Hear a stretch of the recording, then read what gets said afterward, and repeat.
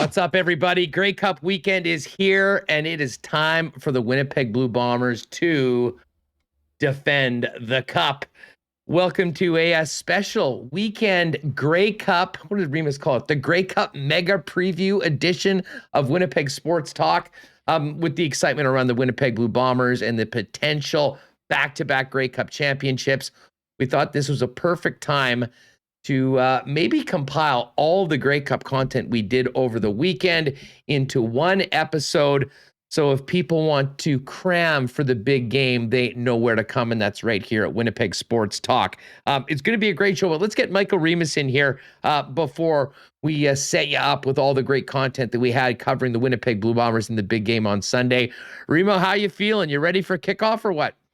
I'm counting down. I've got my party planned. We're all set, ready to go. Just fired up for 5 p.m. on Sunday. What are you making? What's on the menu for Sunday? That's almost as well. Listen, it's all about the game this week. But if your team isn't in it, what you're eating and drinking often is as much as important as who you bet on and who's actually playing in the game. I'm only going with our sponsors. So Boston Pizza. Who is it? Boston Pizza, Dairy Queen, Canadian Club. I got some Culligan water in there. Got to stay hydrated. Good company, man, Michael Remus. How many little brown jugs? 1919s? Or are you going with the Brute IPA celebrating their 5-year anniversary? Yes, I got the Brute IPA champagne style beer, but it's 8%, so it's pretty good. You can't have too many of those. I got to be careful. But yeah, everything. I'm all set. Ready to roll here on Sunday. Well, you know what? Speaking of our sponsors, I'll give them a quick shout out. You mentioned many of them, of course. F Apparel, making people look good in Winnipeg with the custom suits downtown. Vita Health Fresh Market. Remus mentioned Culligan Water, the go-to people for water services for 65 years here in Winnipeg. Donnie and the gang at Manitoba Battery are going to get everything started this winter. And hopefully the Bombers have a great start on Sunday afternoon. Royal Sports, your team merchandise headquarters. You still have time to get down to Royal before kickoff and make sure you're looking good in blue and gold, like this lid I got over at Royal a little while ago. Not AutoCorp, Princess Auto, great sponsors of the Bombers. Boston Pizza, where the official Blue Bomber viewing party is going to be over at the BP St. James. Of course, Little Brown Jug. Nothing goes better with Blue Bomber football than a great Winnipeg beer like the 1919.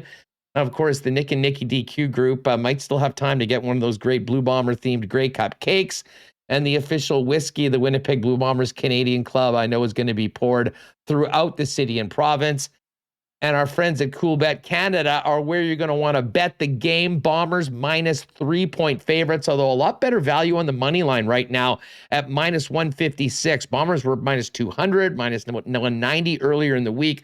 Little money's coming in on the Hamilton money line, so maybe a better time to get in on the Bombers. Of course, if you haven't bet at Coolbet and you want to make your first deposit, use the promo code WST. And you get a 100% bonus up to $200. And what the heck? You can put it all on the Blue Bombers. The way this is going to work, we've been talking Grey Cup all week long.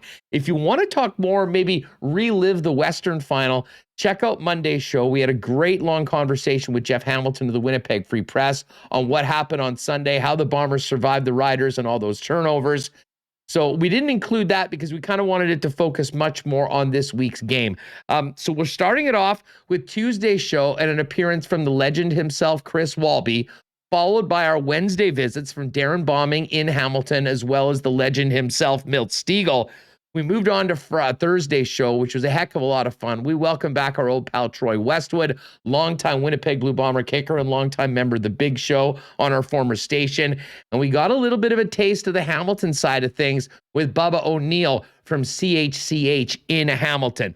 And we finished it off with a couple great conversations on Friday's shows. Ed Tait, live from McMaster, where he joined us from Winnipeg Blue Bomber practice. And, of course, my partner in the lock shop and the guy that has done such a great job of calling Blue Bomber football on TSN television all year, who will have the radio call for TSN this weekend. And that, of course, is Dustin Nielson. So sit back and enjoy. Maybe, hopefully you can quell the nerves a little bit before 5 o'clock on Sunday and enjoy all of our Grey Cup content from this week's edition of Winnipeg Sports Talk. And don't forget to join us on Monday afternoon 1 o'clock, with a full recap of the big game, win or lose, for the Winnipeg Blue Bombers. Enjoy the game, everybody. Have a great weekend. And here it is, all the Grey Cup content from this week's Grey Cup editions of Winnipeg Sports Talk Daily. Ludo, thanks for doing this, man. It's great to have you back on the program. How are you? I'm doing fantastic, Huss. It is great to be here. I was I got to tell you first off, and I think you mentioned it in one of your tweets, what a great crowd. I mean, that weather, we stood out there and signed autographs in Alumni Alley, and it was cold. I mean, playing in this weather before as an old vet, but still standing in there, you're wearing the coat, you got the hat on, and people are just going crazy. They're singing songs in the stands. I got to tell you, it gave me chills to watch that. I just thought to myself, what a great experience for all those people, those 30,000 plus that attended this game. Just a great way to send off Bob Irving as well. So, yeah, it was a fantastic day. You know what? I mean, we're both from here. I mean, you, of course, have been in the stands, but probably more often in big games like that on the field back in your playing days. I've been to just about every game for the better part of my lifetime. That was one of the most special environments I've ever been in my life. And I mean, I've been to games, I've been to the World Series, I've been to the AFC Championship game, Super Bowls. That was so, and I guess maybe being someone from Winnipeg and just seeing the bond between this team and this fan base and the way the fans showed up and turned up for 3 full hours in, let's face it, dude, this was Arctic conditions. I think in a lot of ways, we sort of say, oh, the fans really helped the team win. I honestly believe that crowd powered the Bombers through those early miscues, kept the belief level, and maybe the standard, the expectation that they had to get a win for all those sorts of reasons. But one of the biggest ones was the 31,000 plus in the stands that were on their feet, bringing it from the first kickoff until that final whistle and more.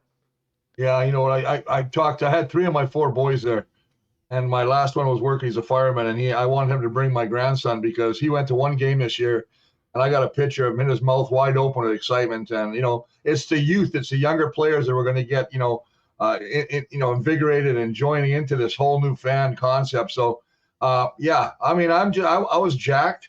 I love the matchup. I always love when we have a Prairie rivalry. I thought it was a game that, I always wondered, you always didn't want to have the weather being intangible or an X factor, but it was a little bit. I mean, but I got to you got to give the Riders some credit here, man. Boy, I tell you what, they were a hungry bunch. They forced, like I say, 5 turnovers in the first half alone. But the Bomber defense, again, they just don't give up big plays. And, any team that you lose the turnover battle, they had 6-2. You shouldn't be winning that football game. The odds are, if you're an odds maker, if you're a guy betting money on that, you're saying there's no chance. But they find a way to win, and they scratched it out. Just a great win for the city, and I'm excited. I think this is I actually forgot that we only played Hamilton once this year. Their first game. I had to look it up. I was looking at my stats going, okay, so let's see the 2 games, because usually you play them twice. One time the first game, and boys, a lot changed since then for both teams. It's a great point. We'll get to more of the matchup coming up, but going back to let's talk about the first 3 minutes of the game. The Bombers get the ball. They go all the way down. Nick Dembski catches that ball 99 times out of 100. And maybe that was the first inclination that these conditions were unique. And even a team that had been, as responsible with the football as the Bombers might be having issues. That gets picked off by Gainey. Well, they get the ball back. They go right down to put it in, and then the fumble on the goal line that goes back 100 yards. Next thing you know, it's 7-0 Riders. I mean, at that point, it should have been 14-0 Blue Bombers, absolutely. And they're down by 7. I mean, what's going through your head at that time, Chris? Just a wonderment, pinching myself. Am I really watching this game? Is this a dream, a bad dream, a nightmare, if you would? But yet the effort's there. I mean, when you talk about the Dembski one, that's the way the wind was blowing. Remember, it was blowing heavy snow, and it was just, so he turned to catch that ball. And I agree with you 100%. 9 out of 10 times that guy's catching a football. He's been a great receiver for us all year. Of course, it goes off his hands, Gainey with the interception. Wolotarski struggling for that goal line, fighting to fight. They ripped the ball out. I couldn't put it any better. They should be up 14-0. And I think a lot of fans would have said, oh, here we go, baby, because I think the whole game would have changed had they scored 14 right off the bat. but they kept allowing Saskatchewan to stay in there.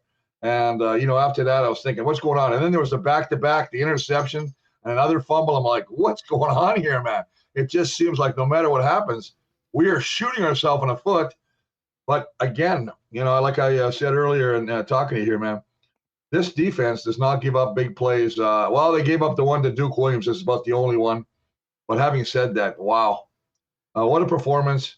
That's what you love about playoff football. That might be one of the best games I've watched in a long time. I mean, aside from maybe the NFL game where was that guy yesterday where Detroit Lion only threw 2 passes or something like that? How the hell do you win a football game on 2 passes?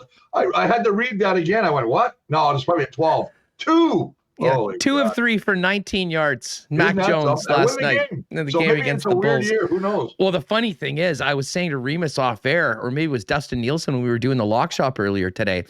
I turned the game on last night, and I saw the pictures of the Bills Stadium, Ralph Wilson Stadium, with the wind going crazy and the snow everywhere. And it was at that moment I realized I still hadn't fully warmed up from Sunday at that point. It was taking me right back to where I was before. But as far as the Bombers go and the way that they were able to survive their 5 turnovers in the first half, you mentioned the way the defense played. And Mike O'Shea touched on this a little bit, but I mean, they realized that, being down 3 points for this team is not a big deal. But the fact that you had so many self-inflicted mistakes in a half, never mind a football game, and yet we're still right in there. I think there was still a lot of confidence. And certainly there was amongst fans because of where the game was at. I mean, if it's a 17-point deficit, we're probably having a different conversation. But the defense kept them in that football game, and you just had to feel sooner or later the offense was going to start clicking. They did, but a big part of that was Andrew Harris. But a couple of huge passes. I mean, we talked about Dembski. He had some nice runs. To me, the Lawler catch spreading out, I mean, spectacular. Big part of that touchdown drive. And Darvin Adams has had a pretty quiet year. I thought that the touchdown, the catch that he had for a big first down on the subsequent drive going in for the go-ahead touchdown, 2 massive plays that stood out because the main thing the Bombers did was run the ball down the throats of the Riders as you want to do in those sort of conditions. Well, you think about it, right? You're talking about the guy. I just think Zach Collaros.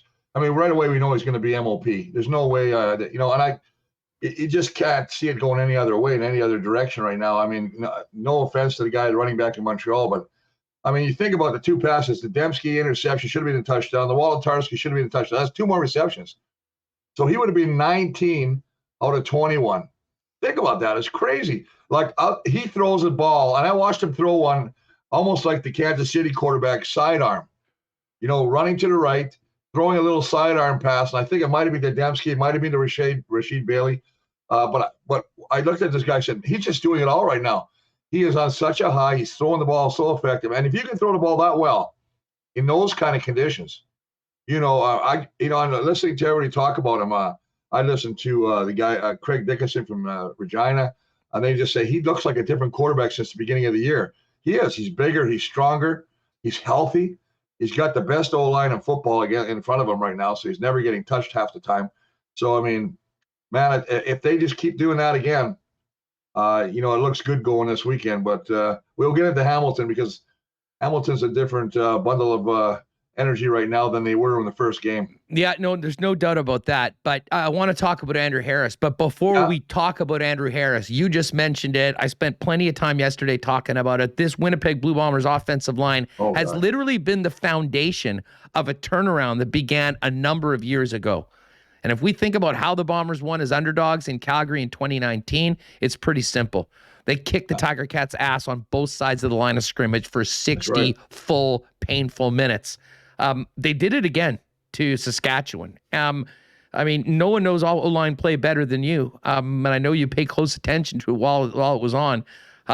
What did you make of what the Bombers were able to do? Even when things weren't going their way with the turnovers in the first half, I thought they made a statement right off the first possession that they were going to be bringing it to the Rider front for the entire game, and they did that. I mean, to me, an incredible series of games and years for that Winnipeg offensive line.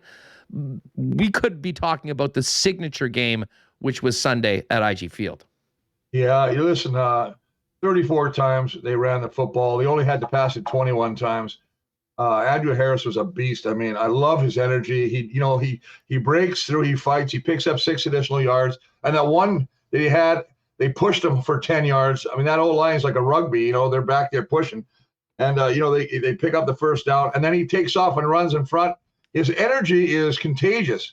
He's pointing to his number, he's smacking, he's high-fiving the crowd. That's the kind of thing that gets everybody jacked up. But it all doesn't come about if that O-line, if those 5 guys in front of him, and I know they bring in Asatui Eli and all those other guys and Jeff Gray, and they go double tight. But those starting 5, if they don't get it done, we're not even talking about this right now. I mean, they're just manhandling people right now. They run the ball so effectively. They're so strong at the point of attack. I don't know if any team can stop them. I know I look back at the stats against Hamilton again. I just always want to see what they did against the team they're going to play. And they ran the ball 25 times for 150 yards that game. And there was no Andrew Harris in that game. That was Brady Oliveira. So you don't think that Mr. Harris is a little excited about getting a chance to play again? Maybe repeating as top Canadian? I'd like to see a damn old lineman win the Canadian or some kind of special team, because they should win something. Not one old lineman got a star of the week this year. Oh, I gotta smack those guys. That's Dunnigan and Ford and Vershaval. Vershaval should be ashamed of himself being an ex-old lineman. That's my rant. There needs to be the Walby Award every week for the top O lineman. You know what? That's not a bad idea. I like that. We might have to incorporate that sometime, because I just get upset. I mean, as you say, I felt there's a couple things that felt interesting, Huss.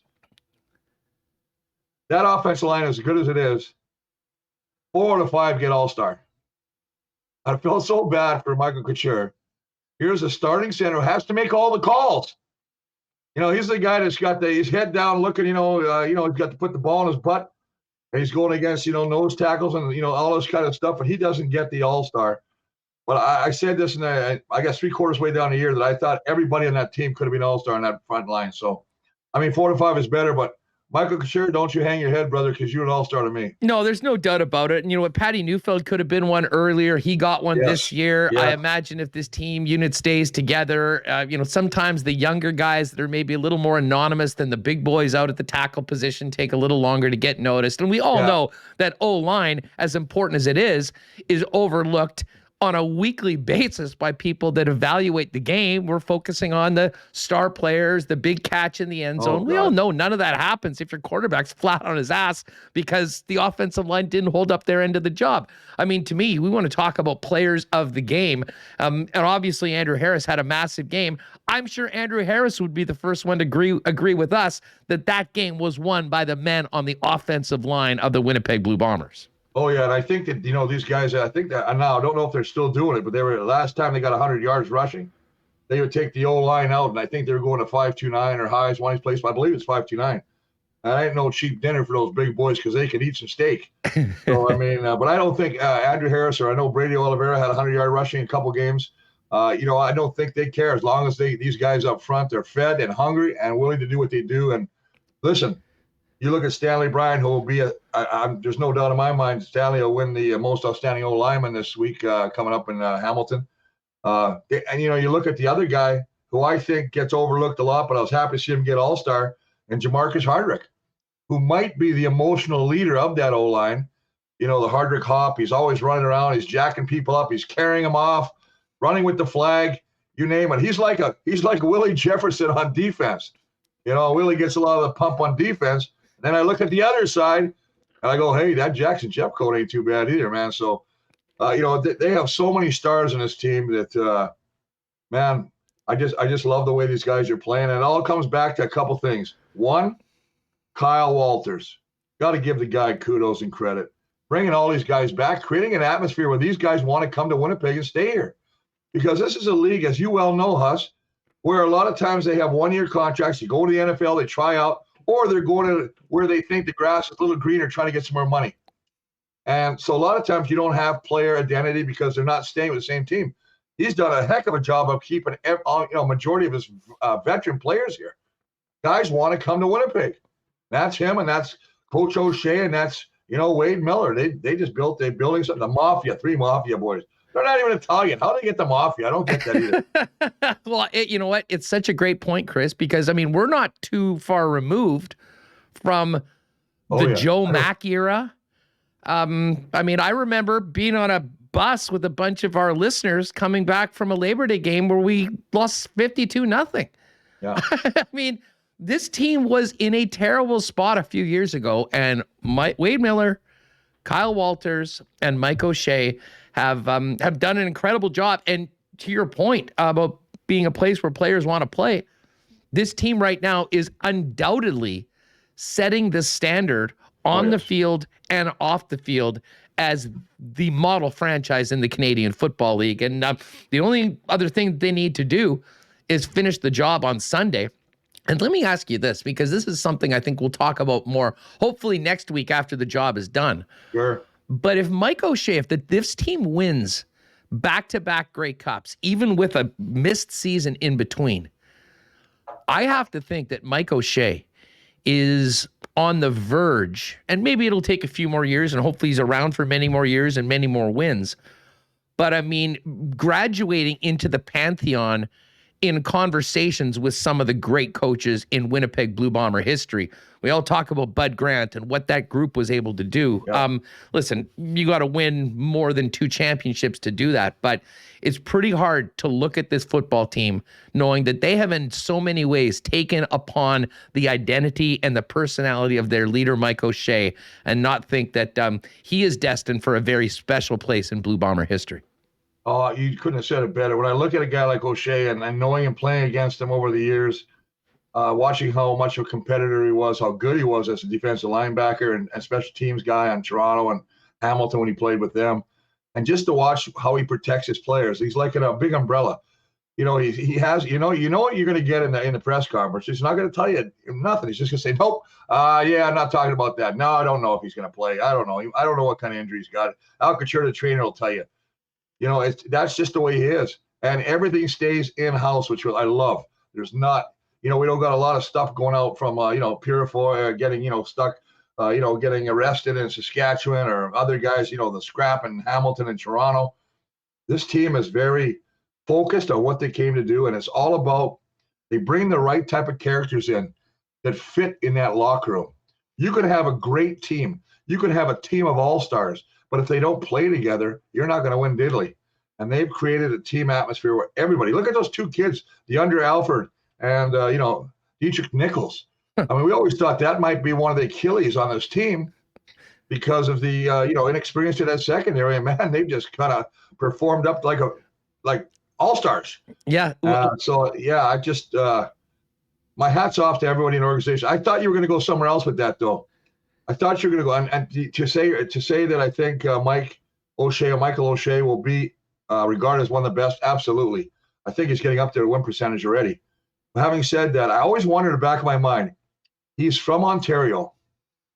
I know they signed him to an extension, but those are, we saw Chris Jones get out of it. I almost wondered too, is he getting any other attention from? There would be teams all across this league who would jump and have an opportunity to get Mike O'Shea just because of what he's done. Why would he leave, Chris? I mean, with what he's built, with what they have going on right here, I mean, unless it was a Brinks truck worth of cash to be honest, I mean, I think the Bombers would be crazy not to do what they had to do to keep this going on from a business standpoint.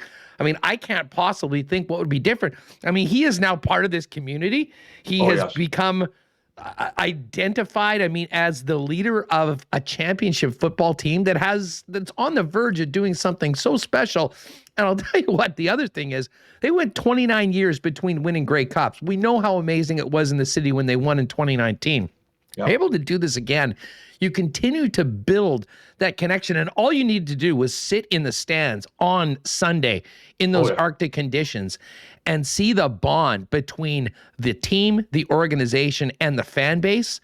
And I got to tell you, I mean, if it wasn't some life-changing thing that changes the equation for your family forever, and this isn't just for O'Shea. This is probably pretty much every player on the team as well. Why in the world would you even consider being anything other than a Winnipeg Blue Bomber if you're in the CFL right now?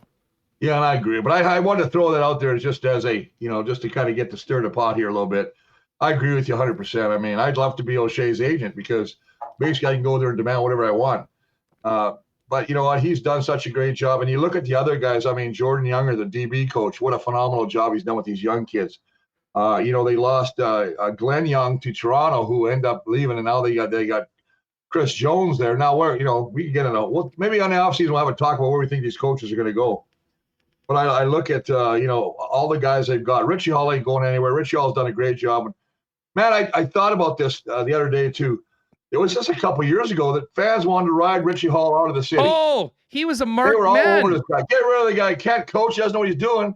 Now he's on the Love Boat, right? I mean, they're just like, hey, Richie, great job. I mean, well, a lot of people broke their ankles jumping off that wagon. You know, the Love Boat, what a great way. As only Chris Walby can put it, joining us now on Winnipeg Sports Talk. Hey, if you're enjoying the conversation and the Bomber coverage and you're with us live on YouTube, do us a favor, hit that thumbs up button. And for all you new people that maybe haven't checked the show out, we're here every day at 1 o'clock. Hit that red subscribe button. Join the WST crew and make a point of popping in daily to join us here, talking all things Bombers, Jets, Winnipeg sports, and much, much more. All right, Bluto, I'll ask you about the TiCats, but I just one more on the crowd, and I kind of mentioned to it. You played here for a long time. It was a different era. Things have changed. Yes. They went through a long period of time where people were pining for the days of the 80s when you and your teammates were winning Grey Cups. But you're around the team. You're at the stadium.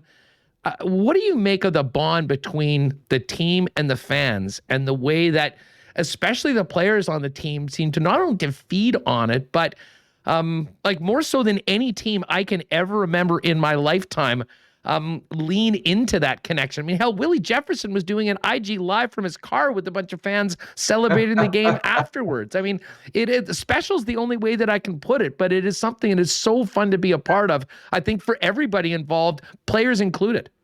Yeah, I don't know who started the after the touchdown, they jumped into the stands. And that's when I first, you know, that's the first real, I thought, look at the players really, you know, they used to throw the ball up there. And I know Willard, when I played, Willard would have, there was a wheelchair section. He'd always hand the ball off to one of the wheelchair people there at the game. And I thought that, I think it might have been Dembski or Andrew Harris again. One of those guys jumped up, Winnipeg boys, and got the crowd in there. They're jumping all over these guys, getting them all jacked up. Then you got Jamarcus Hardrock doing a Hardrick hop. As you said, Willie Jefferson doing tweets and stuff and shows from his car. And you know, that's the we're in the age of you know, you can see anything that goes on. I mean, that's another thing you got to look at this team. One of the pluses about this team is, you know, that everybody's got a camera now, and you know, you can be a total idiot somewhere and somebody take a picture and you could, you know, all of a sudden you're all over the media. The Bombers don't do that. They're smart enough to stay away. They had one blemish this year. We won't have to get into that. But having said that, you know, they do a good job, and I love the way, as you say, the guys get involved with the, you know, Twitter, talking about, hey, love you guys. Thanks for supporting me. You know, Winston Rose is on there. I see he's on Twitter too. Yeah, they've got a special connection with the fans. They were singing, I can't remember the song they were singing. Bye. No, I want to say American Pie, but it's not that. I know. Anyway, actually, I was listening. I was watching that thing on Twitter, and I was singing along, sitting here on my computer. I'm going, man, I love it. So, yeah, it's I hope it, well, you know, it's sold out in Hamilton right now. So that's going to be a fantastic environment to play in. Hopefully the weather won't be a major factor there. I just think it's going to make for a great game. Well, you know what? Before we go, let's talk about it. And we haven't seen these two teams play since the opening game of the season. Bombers thumped them. I mean, gave up a touchdown on the opening drive and then shut the door the rest of the way. The offensive line dominated. There was no Andrew Harris. But it has been a long time since we've seen the Hamilton Tiger Cats, and I think it's safe to say, certainly the way Dane Evans performed in relief of Jeremiah Masoli, that they're coming into this game playing as the home team with a lot of momentum. That being said, the Bombers have been the class of the league the entire season. What do you make of the matchup? And when you break it down, Chris, what aspect of the game will be the most influential in determining who raises that cup? Well, you know, when I look at the changes, I went back and printed off the depth chart of the first game they played back on August 5th. Chris Van Zyl, who was the outstanding offensive lineman, wasn't playing. You know, they had Frank Williams as punt return. Now they got Pap. I love that name, Pappy White. Pappy. I love it, man. It sounds like it's making moonshine. You know, you got the 2-A Delicate at safety now, right? I mean, they got a number of changes, right? Ted Laurent didn't play that game. He's a beast at defensive tackle. But you know what? When you talk about, they have a two-headed monster in their own self with, Jackson running the football. But if Mazzoli struggles, they put Dane Evans in, who goes 16 for 16. I mean, he was on fire. I mean, he's such an emotional guy. Mazzoli, I don't see him getting all jacked up half the time. But, if the one struggles, you can put the other guy in. I just look at this and I think, I think they're better. Listen, when I watch that game, I know I'm all over. I'm Chris Walby, Pinball Jr. I think I'm all over the place right now. I'm looking at the game, and I left to go to the Bomber game, and it was, I think, 12-0 for Toronto. Mm-hmm. And I'm thinking, ooh, looks like the Argos, the only team who beat the Bombers, are going to be in the Grey Cup. I go there and I'm watching, and in Hamilton, they make the switch. They put Dane Evans in, and bam, they start moving the football, making plays. I'm like, what the heck is going on here, man? This is fantastic. So I think when you look at what they've done, the changes that they have, and I'm talking about Hamilton, because the Bombers have been, knock on wood, super healthy all year. They've lost Andrew, but they've got guys in there that I can't believe how good they are. I said this on Bonfire Sports with Darrin Bauming, that a guy that I think you're going to lose, or, well, I hope they sign him, but Johnny Augustine is a freak. I think Johnny Augustine is going to he should be a starting running back anywhere in this league. I think he's an Eastern boy. There's only so much pie that's spread around here. And I know I'm getting into stuff that's really not about the game right now, but they have a three-headed monster. So if you got Johnny run the ball, and I was actually surprised, because going into the game against Saskatchewan, I thought all three might touch the ball. But the way that O-line ran and Andrew Harris ran, why change it? If it ain't broke, don't fix it. Can Hamilton stop the run? And how about this stat? I didn't realize this till I read it. Jagarrett Davis is in the 5th straight Grey Cup. 5 straight Grey Cups. Are you kidding me? And that guy's he's a stud. He's playing well, man. So, and then you got Ted Laurent back there. So, and if Simone Lawrence plays like he can play, this is going to be a great matchup. I mean, I'm really looking forward to it, man. Well, we'll see if he can play like he can talk. They'll have a much better chance of winning. But let's face it, the Bomber offensive line doesn't do a lot of talking. They've done it all in the field. They did it to Hamilton in 2019. They did it in the first game of the season. Yeah. And we hope that they'll be able to do it on Sunday. Bluto, this was amazing. Thanks so much for doing this. You mentioned Bonfire Sports. Looking forward to what Darrin has cooking up all week from Hamilton. You'll be joining him as well. And let's hope that we can have a return conversation next week about 2 championships for the Winnipeg Blue Bombers and a big win on Sunday. Thanks so much for doing this. Anytime, Huss. Always a pleasure, boys. Have a great one. Talk soon. Right on. There he is, the man himself, the one and only Chris Walby. So now I think we do have DB ready to go. Looking good. A little snow flying out at Tim Hortons Field. And as I mentioned, Bauming doing great work with full coverage on Bonfire Sports and his Twitter account at Darrin Bauming all week long. Let's bring him in. DB, how's Hamilton? Man, it looks like football weather. A little snow coming on the ground, snow on the field right now, and I imagine a real buzz about this Bombers TiCats matchup coming up on Sunday. How are you? Yeah, I'm doing good, Hustler. Thanks for having me on. It's beautiful here in Hamilton. Obviously, leaving chilly, windy Winnipeg and coming here to Hamilton. It's a bit of a reprieve. It looks colder than it actually is. I think it's around -2 right now. And well, honestly, it's perfect for Grey Cup week because it gives you a little bit of atmosphere, right? And my friends at the CFL, let me come down on the field here at Tim Hortons Field where the 108th Grey Cup will go down on Sunday. And honestly, we're just kind of getting started, right? Like the cup and the teams arrived on Tuesday. Here on Wednesday, we got the coaches press conference this morning. Chance to talk to some TiCats, including Jeremiah Mazzoli and Simone Lawrence. Dane Evans spoke as well. He'll start at quarterback. And then a couple Blue Bombers, they're practicing on a different field right now. I'm sure we'll get into the prep week as it stands. Very different one at Grey Cup this year. Yeah, no doubt about it. Now, well, let's talk about the coaches. I mean, this is basically the exact same press conference we had 2 years ago, except the Bombers are coming in as a defending champion. They don't have to talk about a 29-year drought.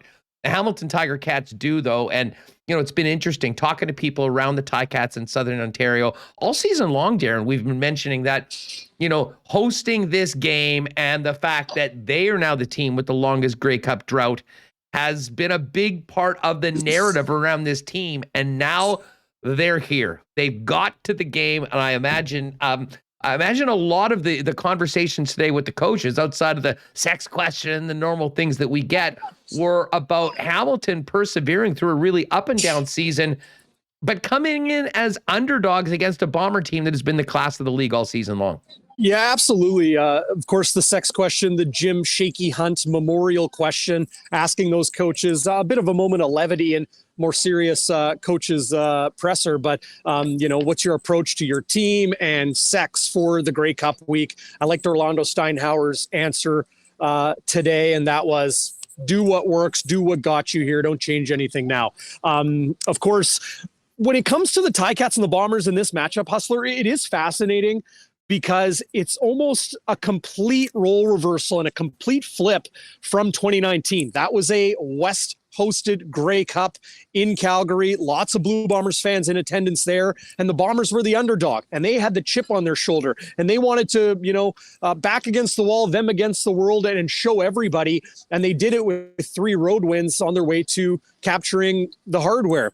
This season, it's the TiCats that went through quarterback changes like Winnipeg did in 2019, went through a ton of injury and roster churn like Winnipeg did in 2019. And they come into this Grey Cup underdogs. And, I'm sure you've been talking to your viewers about the line, where it sits right now and where it opened.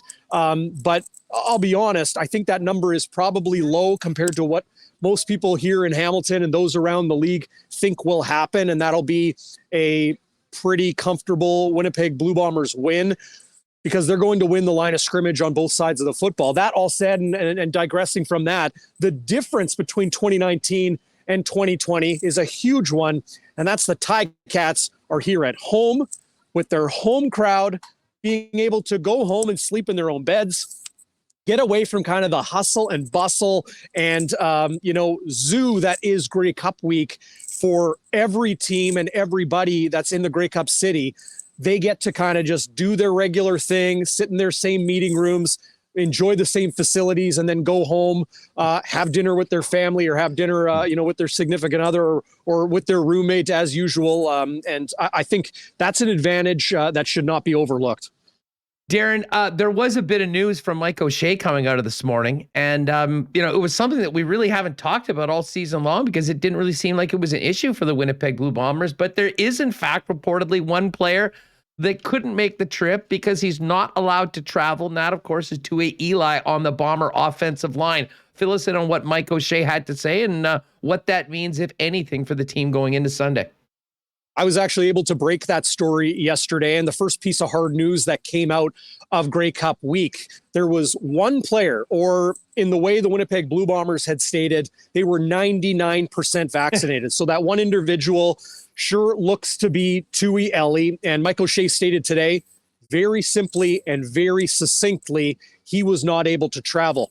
A lot of people out there, were replying to my tweet and obviously the Twitterverse started going on this and that and where to place the blame. To be perfectly clear, this is provincial and federal health guidelines new for December 1st. You are not able to travel interprovincially if you're not vaccinated, and definitely by air. So he wasn't able to travel with the Blue Bombers. He's not able to play in the game. Tait Eli is an important player. He is not a starter, but he is that 6th offensive lineman. And when you have a run-heavy team like the Winnipeg Blue Bombers, they like to bring him in, bring Jeff Gray in, jumbo packages, bring them in at tight end, goal line with Sean McGuire, so effective because of guys like Tait Eli. So unfortunate that he's not able to be here. Ultimately, it's his decision and his personal choice to not be vaccinated. So, you got to live with the consequences. But all that said and done, relatively minor in the big picture for the Winnipeg Blue Bombers going into the 108th Grey Cup. Yeah, as long as the starting 5 stays healthy, and that will be what everyone will have their fingers crossed. Jeff Gray might be leaned on a little bit more, but as far as the guys that'll be out there for snap number 1, Ellie didn't project to be that guy. So, if you knew one player was going to come off the roster, if there's a spot that maybe they could handle it, at least right now, touch wood, it would be the offensive line. Give us just an idea about the the vibe around both Mike O'Shea and Orlando Steinauer. And I'm interested in your perspective, how Mike O'Shea maybe seemed compared to 2 years ago when his team was an underdog and he and his entire team and organization was carrying the burden of 29 years without a Grey Cup. Well, as you know, Hustler, I've covered Mike O'Shea daily for 7 years now, 8 years. So I think it's 7 years. I digress. I've gotten to know who he is from an arm's length, right? I don't have a personal relationship with the Blue Bombers head coach, but when you talk to him as often as the media is permitted in Winnipeg, you start to pick up on his character, his personality, his values, and just how he handles situations. I remember watching him in Calgary in 2019. The team won't, state it explicitly, but let's be honest here. A 29-year Grey Cup drought, that was a heavy cloud over the entire Winnipeg Blue Bombers organization. They were playing great football, beating Calgary in Calgary, beating Saskatchewan in Regina, and then going into McMahon Stadium for the Grey Cup against a powerhouse Hamilton Tiger-Cats team. The Winnipeg Blue Bombers were ensuring they were doing everything the right way, and I think Mike O'Shea was just a little bit more reserved, his first Grey Cup as a head coach. This season, what I saw of, the visuals of him coming off and going on the plane, arriving in Hamilton, dress shirt kind of, untucked and very relaxed. And then, happened again today when he sat down with his good friend and former teammate and coaching mate, Orlando Steinauer, head coach of the TiCats. Very relaxed, very kicked back. And you could see those two have spent a lot of time together, maybe over a cold one or five, and, just talking football, talking life. They are very close friends, and each of them extremely complimentary to the other. And, I mentioned this to Dustin Nielson, our good friend, earlier today when I joined his show out in Edmonton.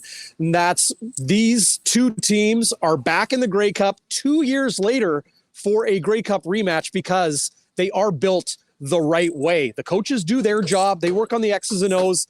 They lead by example. But both Orlando Steinauer and Mike O'Shea ensure that the locker room and that group of players are a tightly knit group. They play for each other. They don't play for the coaches. I think obviously that's in their mind to, do that. But it's all about building that culture of continuity and having your teammate next to you and playing for him. Hey, I want to talk Bombers with you specifically, but one note on the TiCats that I don't think should surprise anybody. Dane Evans is going to start the game, but it is in some ways bizarre how that quarterback situation has progressed through the year. Yes. Masoli, Evans, Watford with a couple wins. Masoli finally at the end of the season seems to really lock down that starting quarterback position, and yet he gets yanked in the first series of the second quarter, and Evans doesn't throw an incompletion, and the rest is history. Just your thoughts on Hamilton's QB situation, and do you think Orlando Steinauer will have as quick a hook for Evans if things don't go his way as he did for Masoli last week against the Argos? Well, to answer that last part first, no, I don't think the hook will be so quick on Dane Evans. I think they'll give him a good long leash to make things happen because of how good he looked in that Eastern final in the win over the Toronto Argonauts. Jeremiah Masoli had a very tumultuous season. Started the year as the starter, got injured. I think it was, some bruised ribs that kept him out for a while. Evans was in. David Watford, as you mentioned, started a couple games for the Hamilton Tiger-Cats. That's when things were like, wow, this TiCats team came back mostly intact from a fantastic 2019 season, and here they were in 2021 really struggling out of the gate and through that belly of the regular season. But Jeremiah Masoli really turned things on, as you mentioned, Hustler, in the last 5-6 weeks of the season. But then when the Hamilton Tiger-Cats went into Toronto to face the Argos near the end of the regular season and the Argos beat them, I think that maybe changed a lot of opinions on Jeremiah Masoli in games that were big and in games maybe where teams weren't being so conservative with their play calling and their playbook and those, creative looks that tend to come out a little bit more closer to playoffs and in the playoffs. Masoli struggled in that first quarter of the playoff game against Toronto, and that Hook was quick. And then what did we see? You said it, Hustler. He went 16-16 and led that team back from down 12-0 to beat a very good Toronto Argonauts team. So I expect Dane Evans to play. I expect him to play the whole game. I can't imagine it being, unless it's an absolute struggle, and it could very well be against this Blue Bombers defense. But I think, the way this TiCats offense has been going this year, I think they're confident with Dane Evans. And it also goes back to, my last answer about how Orlando Steinhauer builds his football clubs. Talking to Jeremiah Mazzoli today, talking to Dane Evans, both of them very supportive of one another. Jeremiah Mazzoli even said the words, "I'm proud of him." So true teammates pulling for one another. And well, that's how good football teams are built. That's how you win championships. Darrin Bauming of Bonfire Sports in Hamilton, covering the Grey Cup all week, joining us here on Winnipeg Sports Talk. DB, let's talk about the Bombers. Your thoughts on them coming into this game. I comment on this. I really think that what happened in the West Final is actually going to be a blessing for this team, because they hadn't really gone through a lot of adversity all year. They had been as close to, I don't want to say perfect, but I mean, listen, they had been, they've held on to the football. They've been amazing defensively. They've taken the ball away. All of that didn't happen in the first half, and yet they were still just down 3 points. They came up big in the fourth quarter. The defense shut it down. The offense moved the football and held on to the football when they had to. And to me, I think they got the scare of their lives in that game against the Saskatchewan Roughriders. And considering what we've seen all year, I sure as hell don't expect that to happen 2 weeks in a row. What do you make of what the Bombers went through against the Riders on Sunday in the cold here in Winnipeg? And what does that do for them trying to defend a championship Sunday? Well, here it is. Objectively speaking, I think the Blue Bombers are going to win on Sunday, and I think they're going to win comfortably. I picked them in 2019 because I watched the way they were playing through that playoff run, and I just thought, you know what, they are going to be on all of their P's and Q's and play a strong football game, which they did in winning in 2019. This season, I see a much more relaxed group. And to answer your question, the two things, in my opinion, that were the best things to happen to the Winnipeg Blue Bombers this season was losing early in the regular season in Toronto to the Argonauts. I think that shook them up a little bit and realized, okay, we have to, play the right way and play proper football in order to accomplish what we want to accomplish. And that's a Grey Cup. And then, yes, that Western Final, and with the way the first half went, trailing at halftime 10-7, the 5 giveaways, 6 overall in the game. The defense is a huge, huge reason why the Winnipeg Blue Bombers were able to weather that Western Final storm. Not talking about the actual weather, but, opportunities for the Saskatchewan Roughriders with short fields, with the ball in Cody Fajardo's hands a lot. The defense did a great job on the back end in forcing Fajardo to either hold on to the ball, having to run it, or just not, have receivers to find. I expect the Winnipeg Blue Bombers defense again to be the reason why they win on Sunday. No doubt Andrew Harris. Well, maybe a doubt, but I don't think there's any doubt Andrew Harris will play on Sunday. He told me after the game against Saskatchewan that he was confident in his health and his ability to play in the Grey Cup. And I think it makes a lot of people wonder. I even asked Simone Lawrence this today. Maybe they were just resting Andrew Harris through the regular season for when the games really mattered, because boy, he looked no worse for wear in that Western Final. I imagine he'll have that same fire in his belly on Sunday. No, I'm with you, Darrin. So let's get to the game on Sunday. And as far as this matchup go, and I mean, I'm with you. I mean, I like the Bombers on Sunday. I mean, I think Hamilton's going to be a very worthy opponent. I think the crowd will get into it, and they'll certainly be supporting the home team. Although I do think the Blue Bomber fans are going to represent well on Sunday. But to me, it comes down to this. In 2019, the Bombers kicked the TiCats' ass for 60 minutes on both sides of the line of scrimmage. They really did. And despite the issues with holding on to the football and some of the weird things that happened in the cold last weekend, the reason why the Bombers won that football game was because they were absolutely dominant on the line of scrimmage, especially the offensive line of the Bombers, leading Andrew Harris to that great game that he had. How do the TiCats handle that? And do they have an answer for the Bombers in the trenches because we can talk about the star players all we want, and special teams I think will be a big part of the game and can flip it. Turnovers for sure. But to me, it all comes down to hat on hat, winning those individual battles. And the Bombers have done that better than anyone all season long. And I don't know why that would be any different on Sunday. Well, they don't get a lot of the hype, but to me, the stars of this Blue Bombers team are that offensive line. Drew Desjardins paired with Stanley Bryant on the left side of that offensive line, that's an absolute brick wall. Nobody has been able to penetrate that left side all season long. The right side, you got a veteran in Pat Neufeld and another all-star who frankly had as good of a season. I am told by those watching the offensive line closely, Jamarcus Hardrick, as good as Stanley Bryant prior to being injured late in the regular season. And that's probably what gave Stanley Bryant the nod for the Blue Bombers' most outstanding offensive lineman. And Friday night, I expect Stanley to win the league award for a record third time, and third time in 4 years. But no question, the line of scrimmage is where the game is going to be won and lost. It doesn't matter if you talk to offensive players or defensive players for the Hamilton Tiger Cats, they reiterate the same thing. They have their own weapon as well, though. Jagarrett Davis, in my opinion, has maybe been the best player in the entire CFL in the last month.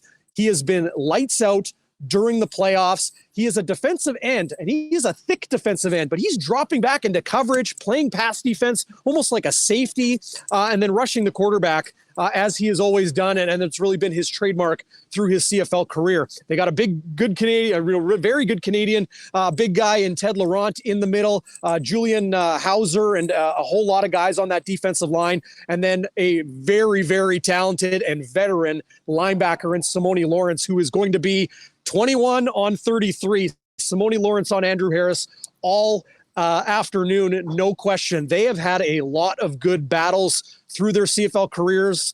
My gut tells me they don't like each other too much, but that just adds to the storyline and the lore that is a rematch between the TiCats and the Winnipeg Blue Bombers. And, shameless plug here, I've got a little piece from Simone Lawrence on Andrew Harris and some other things popping up on Bonfire Sports YouTube page in just a few minutes. Well, that's awesome. We'll talk about everything that you've got planned coming up before we finish up here, DB. But quickly tell us about TiCats practice. There's an interesting tweet that you sent out earlier. They've got the TiCats players on defense, or at least the shadow team, wearing the jerseys of Willie Jefferson, Brandon Alexander, the usual suspects, the guys that essentially just run down all the all-stars on the defensive side of the Bombers. And it's an interesting way of preparing for this game. Just tell us a bit about what you saw today. Yeah, I hope you can still hear me. We got a snow clearing tractor coming through here, but a nice little visual behind me. All good. So during TiCats practice today, yes, we absolutely saw them work on special teams and work on their defense. And they did some 1-versus-1, or their offensive starters and defensive starters going head to head, watching Dane Evans, get his footing on this bit of a slippery field. It's supposed to be much better for Sunday. But that tweet that I sent out, not completely out of the ordinary. I've seen the Blue Bombers do it. I've seen other teams do it, in that you put your number 2s on defense and you give them pennies with the numbers of the opponent you're expecting to play in the game. So there's the middle linebacker, Adam Bighill, number 4, Kyrie Wilson at weak side. They even had Jonathan Kongbo, that rotational defensive end and Canadian, on the Blue Bombers defensive line there as well. Willie Jefferson in 5, Brandon Alexander on the back end. I think they had 32, not 37. Maybe they just didn't have that number in the pennies, but 2's pretty close to 7. Anyway, it's really interesting to watch that, because we know the Winnipeg Blue Bombers defense, they're good up front, but strategically their biggest strength, Hustler, is their versatility, their different looks. And what we saw in 2019, it was the Winnipeg Blue Bombers offense, Paul LaPolice, changing everything up. That's why Andrew Harris had these huge holes to run through. They did things they hadn't done all season. This Winnipeg Blue Bombers defense, I'm sure, will throw a wrench at the Hamilton Tiger Cats that they've never seen before. And for Dane Evans, I think you can almost throw away the tape from 2019, or even from the Blue Bombers Saskatchewan Roughriders game, because they're probably going to come at Dane Evans with something different. But no question, whether you're talking the Bombers offense or the Bombers defense, that line of scrimmage is going to be so important. All right, Darrin Bauming with us in Hamilton with Bonfire Sports, covering the Grey Cup all week. So, things sort of really got going today. Teams arrived yesterday. fill us in a little bit on the schedule and what you're going to be paying attention to as we get into Grey Cup weekend over the next couple of days. Yeah, so today was the first practice day, and, as we talked about that coach's press conference in the morning, tonight is the Dave Naylor hosted media party. I think your pal, Gary Lawless, used to host those at the Grey Cup Gary weeks. Lawless Memorial. Yes, that's right. So looking forward to that, and seeing some old friends and familiar faces from Grey Cup years gone by. Tomorrow is media day. Now, obviously, with COVID-19 protocols, things will be very different. It used to just kind of be like a big ballroom, and it's free for all. 65 Blue Bombers players, all the coaches there. It's going to be much more controlled and more of a corral, similar to how the Olympic Games do it. For post-game interviews for athletes. Friday is the CFL Awards. Zach Collaros, Stanley Bryant, among others, expected to be up on stage receiving trophies for that. Maybe even Adam Bighill for most outstanding defensive player. I think he's got a very, very good chance at that. And then Saturday is kind of the day where everybody ensures that they're ready for game day. Both the media, the players, the fans really drink it in, pun intended, on Saturday ahead of the Grey Cup. But weather here is beautiful. It's chilly today. It's going to rain potentially on Saturday. So this field should look fantastic on Sunday afternoon and into Sunday evening for a great Grey Cup. I'm personally looking forward to the halftime show. Yeah, absolutely. Hamilton's own Arkells will be in there. I think that was a real popular choice. Now, Darrin. I got to say, the Lumineers, one of my favorite bands, they're going to special guest with Arkells. There you go. We're breaking entertainment news. Grey Cup halftime entertainment news here on the program today. But listen, I know how fired up you are to get out there. We had Walby on yesterday. I mean, he wants this game to get going like right now. But we do have a few days. You're going to be doing a ton of work and a ton of content. Fill people in on what you're going to be having at Bonfire Sports. And just give a bit of a plug for all the work you're doing and the great Bomber content for Bomber fans who are going to be eating up every single second of it before kickoff on Sunday. Yeah, appreciate it, Hustler. When it comes to Chris Walby, we're going to be doing Game Day Winnipeg. Him anticipating that game, he might be long retired CFL Hall of Famer, but players want to play. So he's waiting for that game with as much anticipation as anybody. Really excited. Nick Kowalski, for those that follow him on Twitter and read his work on Sports Interaction and his photography and videography work with the Manitoba Bisons and the Canadian Football League.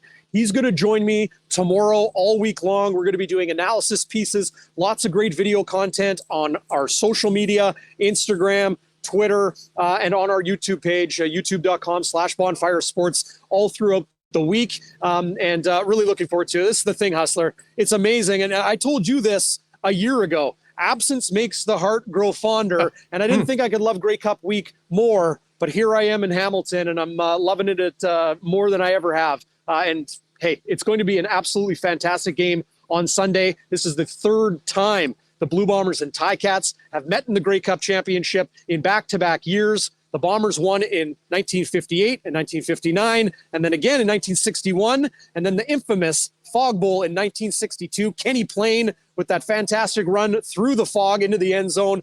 The only championship game that took 2 days to complete. So Winnipeg, of course, looking for an 8th Grey Cup championship against the TiCats and 12th overall. Just really eye-opening numbers. Hey, last one for you, because I'm going to be talking about this throughout the week, but I'm interested in your perspective on it. You just mentioned some of those historic Bomber teams back to the the glory days, that are far, far removed from right now. We had a 29-year drought. The Bombers won. We missed a season. They've been the best team in the Canadian Football League, on the verge of doing it again.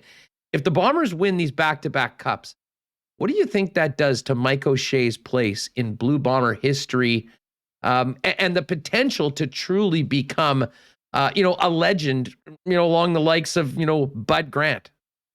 No question, in my opinion. The job Mike O'Shea has done in 7 years in Winnipeg, in changing the culture, in solidifying something that was so tumultuous for so long, and bringing this Blue Bombers team back to the remembered glory of the 1980s, the late 50s and early 60s with Kenny Plain.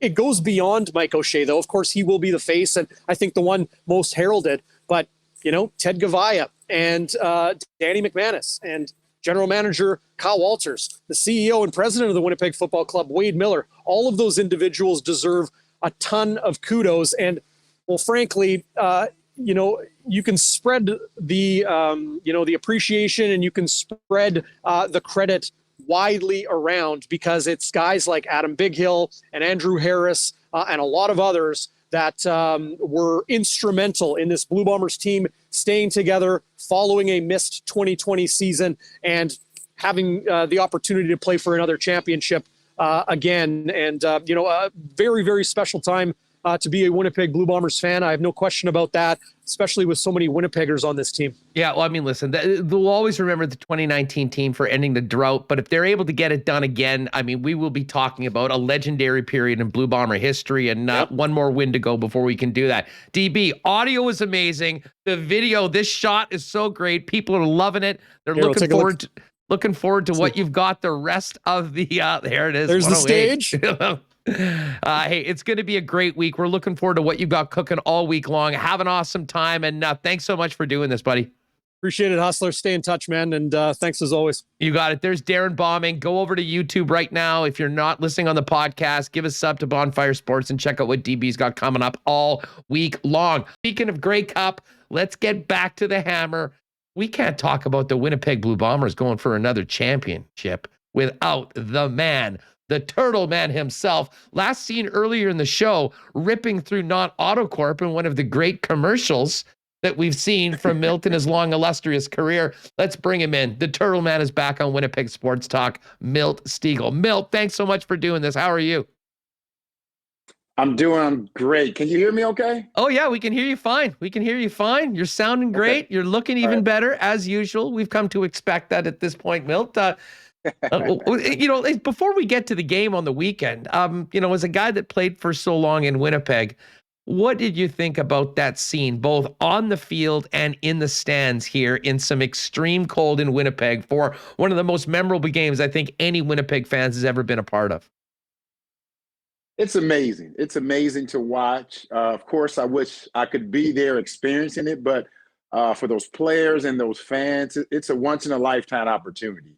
I tell all young guys, soak in the moments, be in the moment, enjoy it as much as you can, because football life and life just goes by so fast. So hopefully all those fans and those players and everyone involved just soak in all these moments, because you don't know what tomorrow brings. So enjoy it as they come. Well, the crowd brought it for 3 hours plus. If you're anyone that was in the stands, I mean, it basically turned into an impromptu dance party just because people had to keep moving to stay warm. And shout out for the DJ for making it such a great atmosphere. It wasn't a great full 60 minutes for the Winnipeg Blue Bombers, but great teams find a way to win. I mean, just your thoughts on what they went through, the uncharacteristic turnovers in the first half, but the way they controlled the line of scrimmage and the way they ended up having their arm raised and moving on to Hamilton.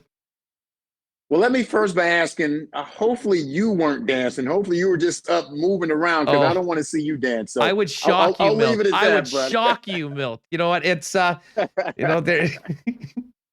don't know whether we'll do a full Grey Cup dance off, but yes, it was mostly for self-preservation and keeping warm. But in all honesty, it was just absolutely a lot of fun, because I think that despite what happened in the first half, the fans of the Blue Bombers, and the Bombers earned this throughout this season and going back to winning the championship in 2019, I think earned that sort of confidence from the fans. And even with a 5-turnover performance in the first half, the team was still only down 3 points. And I think there was still a level of excitement and confidence that this team was going to end up on the right side of the scoreboard after 60.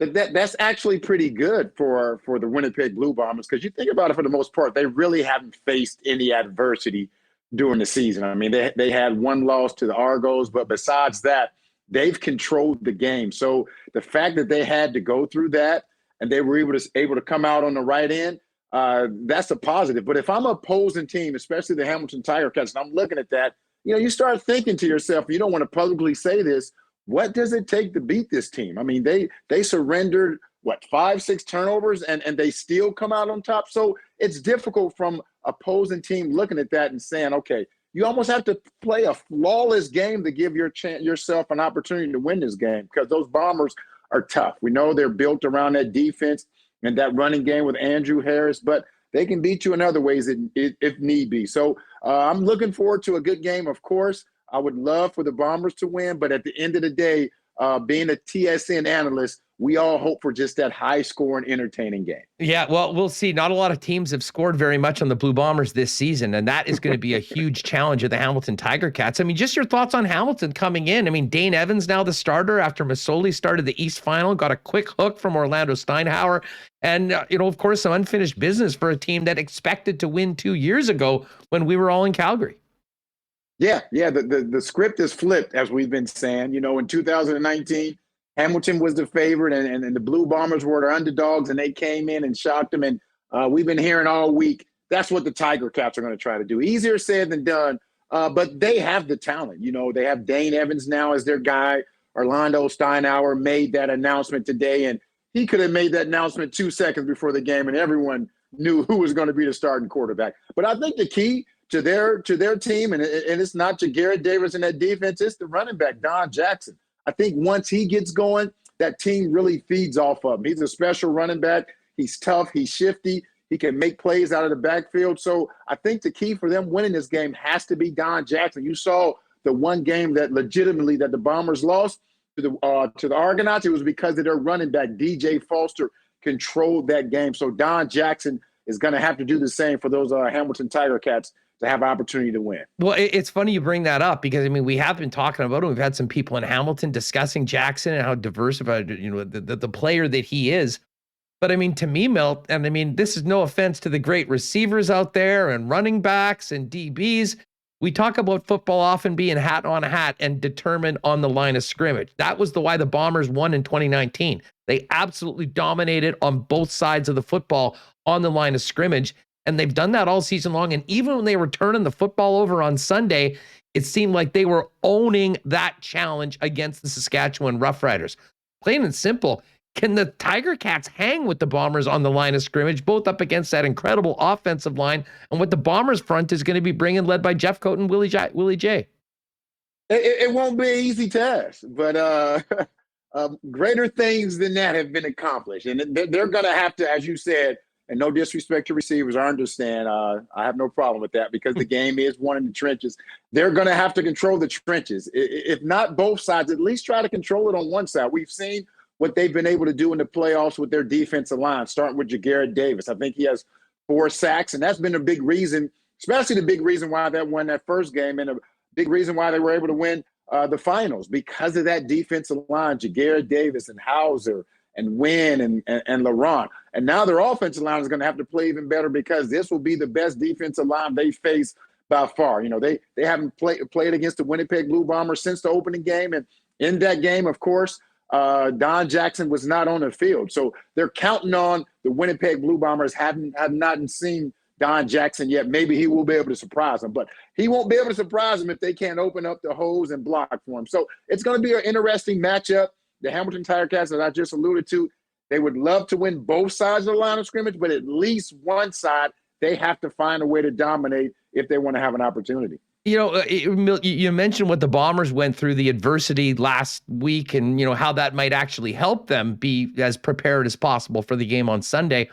But I'm interested in your perspective on the TiCats, who had a very disappointing end of the 2019 season. The 20 seasons was canceled. They came into IG Field in game 1 of the regular season as favorites. I think a lot of people thought that, okay, they had a bad day, but they'll be there. And it's been an up and down throughout the entire season with the backdrop of the pressure of getting to the Grey Cup on home soil. Mm-hmm. Now that they're here, what does the trials and tribulations the TiCats have been to, does that help them prepare for their biggest test of the season? It helps, but if you don't have the talent to get it done against the Bombers, it really doesn't matter. You can use all the motivation you want. You could be playing in your home field. You could have all the stuff you need, but at the end of the day, as they always say, you have to have the talent on the field to compete. And sometimes not having the best talent, but working the hardest, taking advantage of those opportunities, unlike the Saskatchewan Roughriders did. I mean, if you have a game where you can force a team to 5 or 6 turnovers and you don't win, that means you just didn't take advantage of your opportunities. If the Hamilton Tiger Cats, if they do get those opportunities, even if they don't have the best talent, if they can take advantage of 2 or 3 of them, they could win the game. unlike other professional sports where you have to win numerous games to win the championships, it's just one in football. And it could be one quarter you have to win or 4 or 5 plays you have to win. So that opportunity is still there for them, but they have to play a great game. Based on what we've seen out of this Bombers this year, if your game is not almost flawless, and no one plays a perfect game, but it needs to be near that to beat these Bombers. Do they have the talent to do that? We're going to see. They're going to use the fans. They're going to use everything they have playing at home to their advantage, and we're going to see if it works for them. Milt Stegall of TSN, Blue Bomber great, joining us on Winnipeg Sports Talk as we get ready for the Grey Cup on Sunday afternoon and rematch of the 2019 game between the Bombers and the Hamilton Tiger Cats. This time it is in Hamilton as a home team. How impactful is that, Milt, if at all? There'll be more Ticat fans than Bomber fans, I'm sure. They'll be loud. They're excited. And then there's also Grey Cup week with them being at home, sleeping in their own beds. I mean, do you make much of the fact that the Ticats are at home? And if so, how much of an advantage is it? It can work towards their advantage if they could get out on a good start. When you're at home and you get off to a good start, the opposing team, it starts to wear on you a little bit. It could feel literally like there are 13, 14 individuals on each side of the ball. If they can't get out to an early start, I mean, it's a moot point. It means nothing. Then it's difficult for the fans to get into the game. But if those Tiger Cats can come out offensively and defensively or whatever it may be, special teams, and start making some plays and feed off that crowd and get the crowd involved, it's going to be difficult from a Blue Bomber standpoint. But they have to take full advantage of that. Of course, they're at home, and it's the best thing in the world. Who would not want to be at home playing in the Grey Cup? Of course, everyone during the regular season loves to play at home, but playing at home during the Grey Cup, we haven't seen it since the 2013 Saskatchewan Roughriders were able to do it, and we saw the outcome of that against the Hamilton Tiger Cats. So if they can get off to a good start, get those fans behind them, that goes a long way of giving them an opportunity to win this Grey Cup on Sunday. Hey, and Milt, I believe Friday night is when they're going to be handing out the CFL awards. How many Bombers do you think will be coming up to the podium to grab Outstanding Player awards, whether it be Zach Calero, Stanley Bryant, of course, Adam Bighill on the defensive side of the football? There you go, right there. I think those three are pretty much shoe-ins. If not, I understand people vote for other individuals, but based on what happened during the year, those three they should win their awards. Top lineman, defense, and MOP. There's no questions, and I'm not being biased. I look at every single game. I break down the game. You look at stats, and those guys dominated in their position. So those three guys should definitely win. If they don't, it will be asinine to say that, but I'll guarantee that they're going to win, and those three guys. Well, the funniest thing is maybe the toughest decision all year long when people were trying to decide of who, the awards was who was the most outstanding defensive player on the Winnipeg Blue Bombers. I mean, you can make an argument for Bighill, Willie Jefferson, Jackson Jeffcoat, Brandon Alexander. I mean, there were so many, and I think if Bighill wins it, certainly, people had to pick one guy. You couldn't send them all out, but it'll be as close to a team award, I think, as we've seen in a long time. Yeah, and we talked off camera, especially when our producers, Jamie Rydell, he talked about how these awards should just be based on stats and not because you're in the Eastern Division or you're Western Division or if you're on this team. It's basically should be just the best players at that position, regardless of division, regardless of team, and let the reporters and whoever else is voting on that. So if you have the top three MOP candidates from the same team, let those individuals be your candidates instead of separating, because Adam Bighill is going up against Simone Lawrence. Zach Kalaris is going against, who is he going against? Stanback. Stanback. Come on. Stanback had a great year, but it was nowhere near what Zach was able to do. So that's the problem we have with that. It should be the best players, regardless of what team or what division they're in. Milt Stegall with this here. Hey, one more. I know you played here for so long. You know how important the Blue Bombers are to this community, and you got a pretty good idea about the history of this organization. If Mike O'Shea is able to win this game, have back-to-back championships after that 29-year drought, what do you think that does to the place of O'Shea in Blue Bomber history? Still, hopefully, early in his career here on the sidelines in the Peg. Wow. Shucks. He may get a street next to Milt Stegall Drive. You never know, man. And you know what? You have to look at his entire career. Remember those first few years there were a lot of people saying, okay, Mike, this is not the job for him. But he stayed the course. Wade Miller stayed the course with all those guys, and they figured it out. And you look where they are now. I mean, that's just a testament to the drive, to the type of, not only coach, but the type of individual he is, where everyone bought in eventually once he started figuring things out. So if he can pull this one off, I mean, he's right there with the top coaches in Winnipeg Blue Bomber history. You have to consider him. And after he wins this one, if he can, I mean, the train just keeps going. I don't see why he can't win many more. So it's great to hear that he will hopefully win this game and be up there with those top ones, because he stood the test of time. He went through a lot early on in his career, and now he's reaping the fruit of all those things he was able to put out there and the benefits of them. Milt, Grey Cup week, there's a lot of fun that goes along with that. I know it's a little bit different this year, but I think of all the great times seeing you. And I will say, not only the greatest receiver in Blue Bomber history, but our greatest designated driver in Grey Cup week history. You were always there to lend a hand. What's Grey Cup like for you, and what do you have going on with TSN coming up over the next few days heading into the big game on Sunday? Well, you know, I'm not much one to go out much.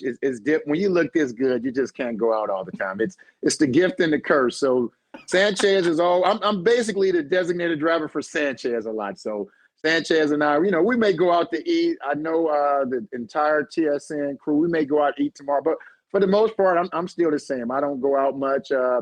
As you mentioned, there are not many, because of the COVID-19 pandemic, not much going on like it usually is and doing Grey Cups, but there's still some things going on. But for the most part, I'm relaxing, you know, in my hotel room. I may go for a walk or do something like that. But for the most part, I'm right here just enjoying my free time by myself. What about on game day, though? I mean, I imagine it's going to be a very busy work week for you. I mean, this is the biggest week of the year for the Canadian Football League.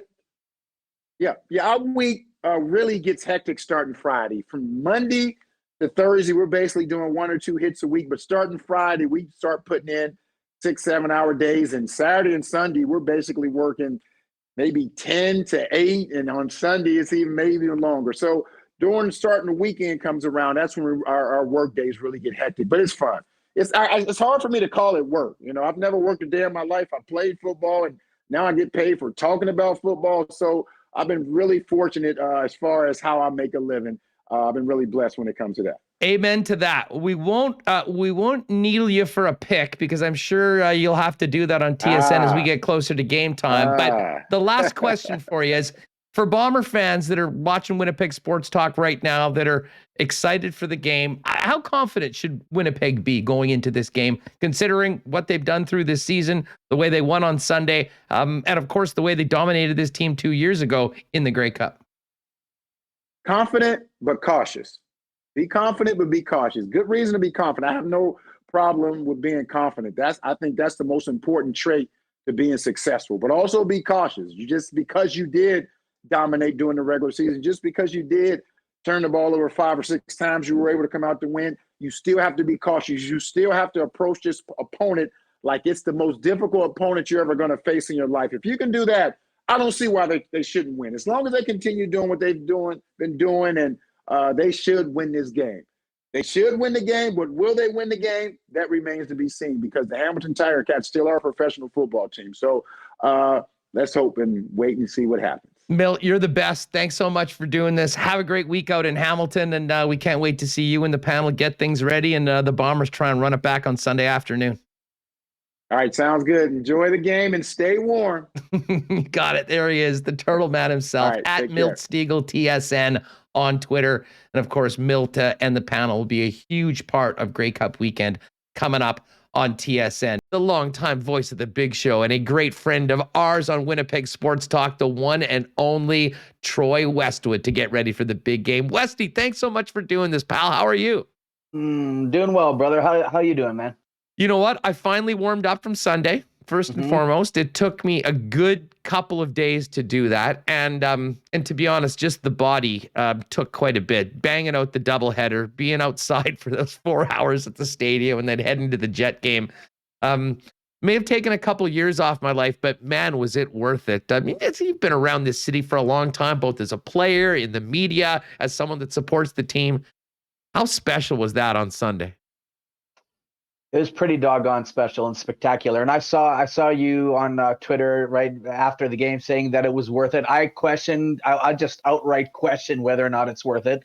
I'm much more proponent of the private suite, right, at home and on the couch and that sort of thing. But hey, man, tip of the cap to everybody that went out there. That was a cold day, man. I was putting up some Christmas lights early before the game. That was just a flat, cold day. I still can't believe, Huss, that they were able to. It's got to be an absolute record in high level, like whether it's college, university, pro ball, to have 5 turnovers in the first half and only be down by 3 points. That's just astonishing. I still can't believe that actually happened. No, I mean, you're right. And the weird thing was, Westy, it wasn't like they were playing terrible in all aspects of the game. I mean, to be honest, they got the football, rolled all the way down. Nick Dembski catches that ball, 49 times out of 50. And I think the elements really started to play into that. And it wasn't just a drop. It was basically a tip drill to Ed Gainey, and all of a sudden it's a pick. No problem. Defense gets the ball back. They go all the way down, and then a fumble on the goal line gets returned 100 yards the other way. 3 minutes into the game, it should have been 14-0 for the Bombers, and yet it's 7-0 for the Riders. And, I have to admit, talking with the guys that I was sitting with, it was a terrible way to start the game. But knowing what determines football wins and losses over 60 minutes, you couldn't help but look at what the Bombers were doing, especially on the line of scrimmage, and thought that there was a lot of positives. But that being said, to your point, you can't keep turning the football over and expect to win. But the fact that it was a 3-point football game at halftime, after the Bombers had turned it over 5 times, there was still, I think, some confidence within that building, something that we would have never seen before 2019. Because of both just how well they were playing in other aspects. And again, you want to put up points, you still have to get it on that Blue Bomber defense. And man, they were full marks on Sunday. And people are talking about, Saskatchewan gave them a good go. What? The Bombers tried to give it to you on a silver platter, and you guys couldn't muster jack squat, right? They were giving you gifts from God, from the football gods, and you couldn't muster anything. I couldn't believe that whole take. Like, those cute little Saskatchewan Roughriders almost pulled it off in Winnipeg. Come on, man. But yeah, I'm right there with you on that D, man. Like, holy cow. And who here in this province thought the boys were going to lose at halftime? No, it was like, if we're only down by 3 after 5 turnovers, you guys, it's just a matter of time until it all kicks in here. But what I find very exciting, Huss, is to survive that sort of a level of stumble, and now you're going into the championship game, right? Like, you get up off the ground, dust off, sort of shake and get the snow off you and go, woo, that was a close one. We survived it, though. Now look out. I feel bad for Hamilton a little bit, because if there's any sort of semblance of just anything normal upcoming here, look out. Well, I'm with you on that, Westy. And I was talking with some guys, in between games on the way downtown, and we were looking ahead to the Grey Cup and knowing that Hamilton was going to be the home team. And, I couldn't help but thinking, like, that's Hamilton needed that to happen in the Grey Cup and maybe make more of it. I can't see that happening again 2 weeks in a row. Put it this way, if Hamilton wins this football game on Sunday, to me, it's going to be, some of their players stepping up with their best performances of the season and actually winning the football game, because considering what the Bombers did and didn't do on Sunday, I can't possibly imagine that Mike O'Shea's club will give anywhere near the opportunities to their opponents on Sunday that they did last Sunday against the Riders. Agreed. And it's weird because coming into this game, Huss, like I'm thinking this is going to be a good game, right? Like, it's going to be a very similar to the Grey Cup in 19, where it's just, this is going to be a couple things here and there that are going to decide the outcome of this game. But then you reflect back on just how ridiculously dominant the Bombers were throughout that regular season. And if they go back to that a little bit and protect the rock, the way that they're completely, and I think we all expect them to have a very much so a bounce back game from that manner, that maybe they can go in there and just stomp the TiCats. And Huss, we got to talk about Andrew Harris.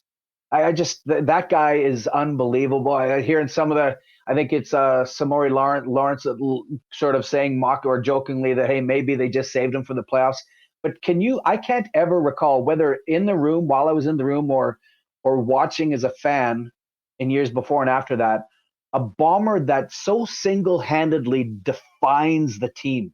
Like, that guy is just what he does, I feel what he does as a fan now watching, where he makes you feel like wanting to run through a wall, and that's like you just feel his level, like that give a F factor that we hear a bunch of times and talking. You hear it a lot with the Jets, and the level of compete, what he brings to the table. It is amazing how this team, in a lot of ways, just sort of emanates that level of compete that he brings to the table every single time he's on the field. I couldn't agree more. And Westy, I mean, I've sort of had this take for a couple years, really heading into 2019, but I really do think that if you go back in the long, rich history of Blue Bomber football, Andrew Harris's signing in Winnipeg is the most impactful free agent signing in Blue Bomber history.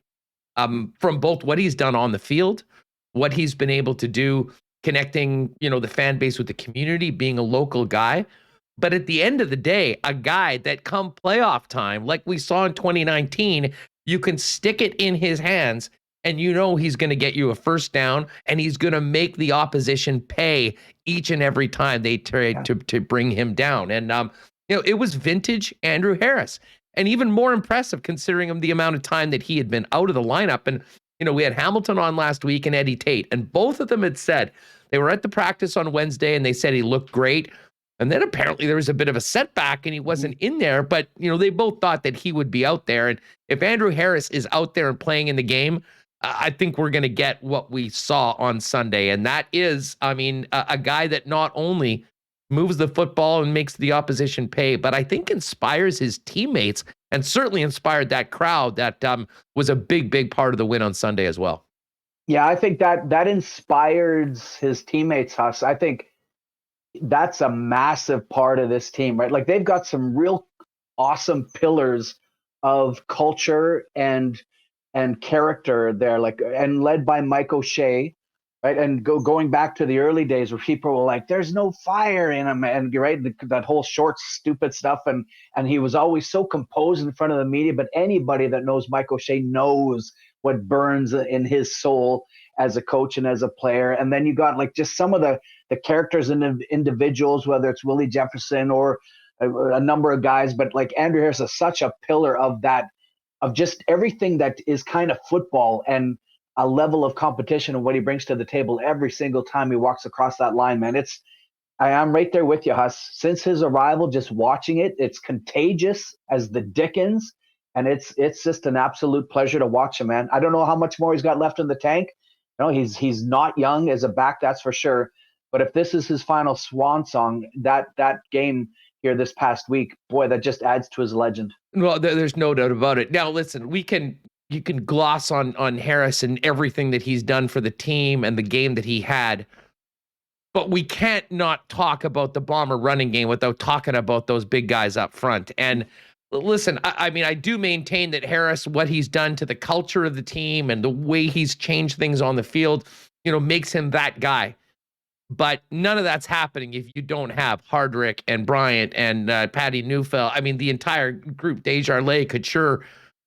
The Bombers won the 2019 Grey Cup by kicking Hamilton's ass for 60 minutes on the line of scrimmage on both sides of the football.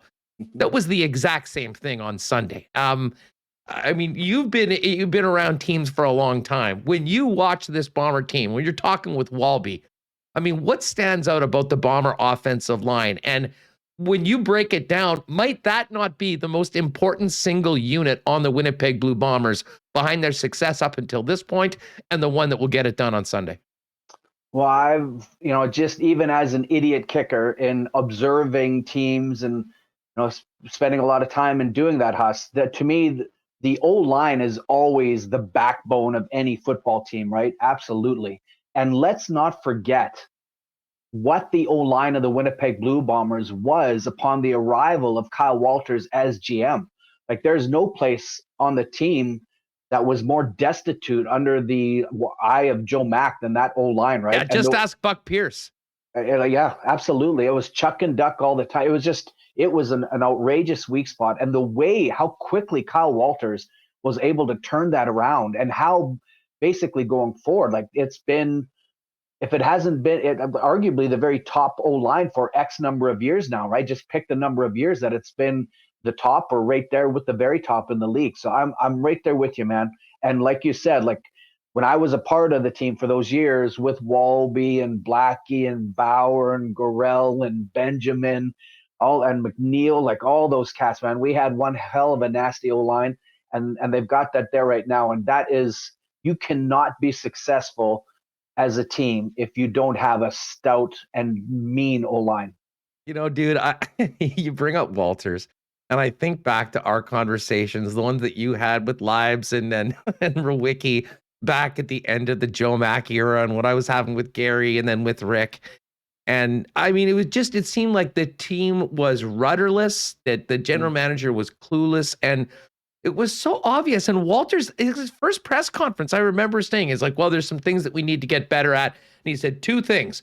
We need the offensive line to be legit, and we need our Canadian talent to be improved. And he got to work on that on day one. And literally all this time later, as they're looking to run it back as back-to-back champions, that is it. I mean, you look at the Canadians on this team. We're talking about Andrew Harris, the fact that they got 3 running backs, the entire depth chart is Canadian guys, 2 from the same damn high school in Winnipeg, which is even more, more nuts, along with Nick Dembski, who's also in the starting lineup. But I mean, you have all that. And I mean, it is in a lot of ways the foundation of Winnipeg. He called his shot day one, went and did it. And then you kind of look around at the other teams that are flailing in the Canadian Football League, and you wonder, well, why isn't everyone literally taking that Kyle Walters blueprint and trying to emulate what the Winnipeg Blue Bombers have done? Because it's pretty tough to beat. And remember when he was hired? Like, I knew Kyle Walters, really nice guy. Of course, I know Wade. And I was like, Kyle Walters? He's the GM? Oh, that's some pretty good vision there, Mr. Miller. Holy, whatever you saw there, right? Whatever you saw. Well, and he was tied to Joe Mack, too. I mean, that was the other thing. It wasn't like he was bringing up from someone else. He was the assistant to Joe Mack. Cut that anchor off. Let's cut that anchor off. Yeah. But it was pretty clear that I think Wade knew what was up and probably knew that, you know, the good things that were happening in the organization was coming from the assistant's office. And instead of going and looking and finding some guy or a big name, I think they realized that they were onto something. Certainly when it came to scouting Canadian talent, which I mean, I think they all agreed. They all agreed was step number 1 to get this team back to respectability. Never mind a championship level of football. Yeah, it's an element of this team that, in reflection, might get the credit that it deserves. Us right now, they're quiet, right, and they're going about business and whatever they're building here. I don't know how long this is going to last and what they've got here. But remember, even the early stages with the coaching staff, right? All kinds of criticism, and Wade was very just calm about things, just let it out. We're going to keep patient with this and that sort of thing. Boy, they have built something really special here. And what a great way just to, like, you go capture another championship on Sunday, and all of a sudden the Bomber fans are like, there was a drought? What drought? Right? Well, you know what? And you know, we're talking about some of the key players that have been part of this turnaround and part of the championship team in 2019 and this special year that we've gone through. I mean, Walter's right up at the top. I mean, Andrew Harris, I think already is a CFL legend, a Hall of Famer. I mean, to be a local guy and to be part of a back-to-back championship puts him and a number of players, even the non-local guys, in a rarefied air. But let me ask you this, Troy. If the Bombers are able to do this again and come back with back-to-back championships, in your opinion, what does that do to Mike O'Shea in the long history of some of the greatest coaches in Winnipeg and CFL history? I guess there's probably more to do CFL wise, but you know, we still hear people talking about the old days of Bud Grant and certainly Cal Murphy. I got to tell you right now, and I know Bud won, I think, 4 and 5 years, a very, very different time. But man, if Mike O'Shea, considering where they started, can bring this team to back-to-back championships, I mean, I think we start talking about Osh as one of those Bomber legends, even with a ton of time left in his career, should he want to continue coaching. Yeah, how many years? What kind of contract does he have? How many years? I'm not quite sure how many he's got left on his contract. But a very good point, Huss, and just a brilliant point. And boy, he came out. I remember how highly regarded he was before becoming a head coach. All the whispers and the talk about Osh and how highly regarded he was. And even still, when you hear him talk, like just the level of comfort, I think, and what he has done to, remember, they were offering guys 10, 20 grand more to come to Winnipeg before Mike O'Shea came here, and guys were saying no. You offer them more money, and they're like, no, I'm not going to Winnipeg. And now players are like, I want to go and play under that umbrella of Mike O'Shea. Yeah. They might be looking at that statue there by Bud Grant, Huss, and wondering, I don't know when. It's a little bit early. It's early out of the gate for this sort of a thought or statement, but they might be looking for a little bit of extra room for another statue in a little bit. Well, you know what? I mean, listen, he's on that path, and it's important to note. I mean, some of those early years, and I think Mike would be the first one to tell you kind of off the air that, he learned some hard lessons of being a head coach in the first few seasons. But credit to the organization for sticking with him when, I mean, there was so much pressure to get things turned around right away because of how far the team had fallen, the entire Grey Cup drought. And to think that we're sitting here on the verge of potentially talking about a second parade in the last 3 years with a missed season in between is a pretty special. Let's get to the game, though. From my perspective, Troy, the reason why I'm bullish on the Bombers' chances to win this game comes back to what we talked about before. The Bombers dominated the line of scrimmage against the Hamilton Tiger Cats in 2019. They were the underdogs, but it was pretty clear to see once you got through that first quarter that Hamilton did not have an answer for Willie J, Jackson Jeffcoat on the defensive side of the football, and the Bombers were dominating their offensive line when it came to the running game, and it opened up so much more for the passing game. To me, the blueprint hasn't changed. I mean, they got to get out there, get it done on the line of scrimmage, and if they do that, which I think certainly all the information with what they've done so far this year tells us they will, I'm having a hard time imagining, barring a performance like Sunday where all of a sudden Butterfingers everywhere and they're turning the football over and killing themselves, that the Bombers don't win this football game. Where are you at on Sunday? I completely agree with every single point you just made there, Huss. And that's really the only chance, right? And goodness, so I'm not sure what the temperature is going to be, and it doesn't really matter if they're estimating on Sunday what it's going to be on a. It's going to be like 5-6 degrees. Balmy. I mean, like, oh yeah, Awesome. for sure. I mean, the guys that played last week are going to think they're, back in the middle of summer or something like that. Yeah. So the only thing that could give Hamilton, I talked all season long with people in our city, like season ticket holders for decades and past players and stuff, Huss, and nobody had ever seen a team as dominant as what we witnessed here during the course of the season. It was just outrageous. So the boys and what we've touched on, coming out of that game they just had, that it was so out of sync and so many errors that were made, and to come out and survive that should propel you forward for a super wicked clean game with and emphasizing ball security, that sort of thing. If all of those things come together, the boys should be able to win fairly handily. They keep the turnovers low, keep Speedy Banks at bay, don't let him pull any quick returns on you and that sort of thing. And the boys should be able to handle this, man. Well, and you know what? Let me ask you this too before we finish up, because I mean, you been part of special teams units your entire life. You know how important the kicking game is, and kind of hilarious that the kicking game was what we talked about all year long, because despite the fact that they were beating teams by 25 or 30, it probably should have been 35 or 40 if the kicks were being made. Castillo's in here. The punting game has been pretty solid under Leggio. And Hamilton has had, a real up and down season from a kicking game perspective as well. What do you make of the special teams matchup? And does it really come down to the Bombers just better not let Speedy Banks get into the house? I think that's what it comes down to, man. And like last week, you had to look at the kicking game thinking that if it comes down to a big one, that Saskatchewan's probably got the upper hand here. But a great point that you make, that Hamilton has maybe even had a rougher ride or an equally disturbing ride from that position here. And I think it all comes down to you keep Banks controlled. Don't give them a big shot of hope in the arm by a big return. And then once everything else settles down around that, you should be able to walk out with another ring. That's the way it should work. Westy, so great having you back on the program. How's Trey doing? Growing like a weed? Or remember, he was just little running around the studio. What's up with the family? How's everything else going for you?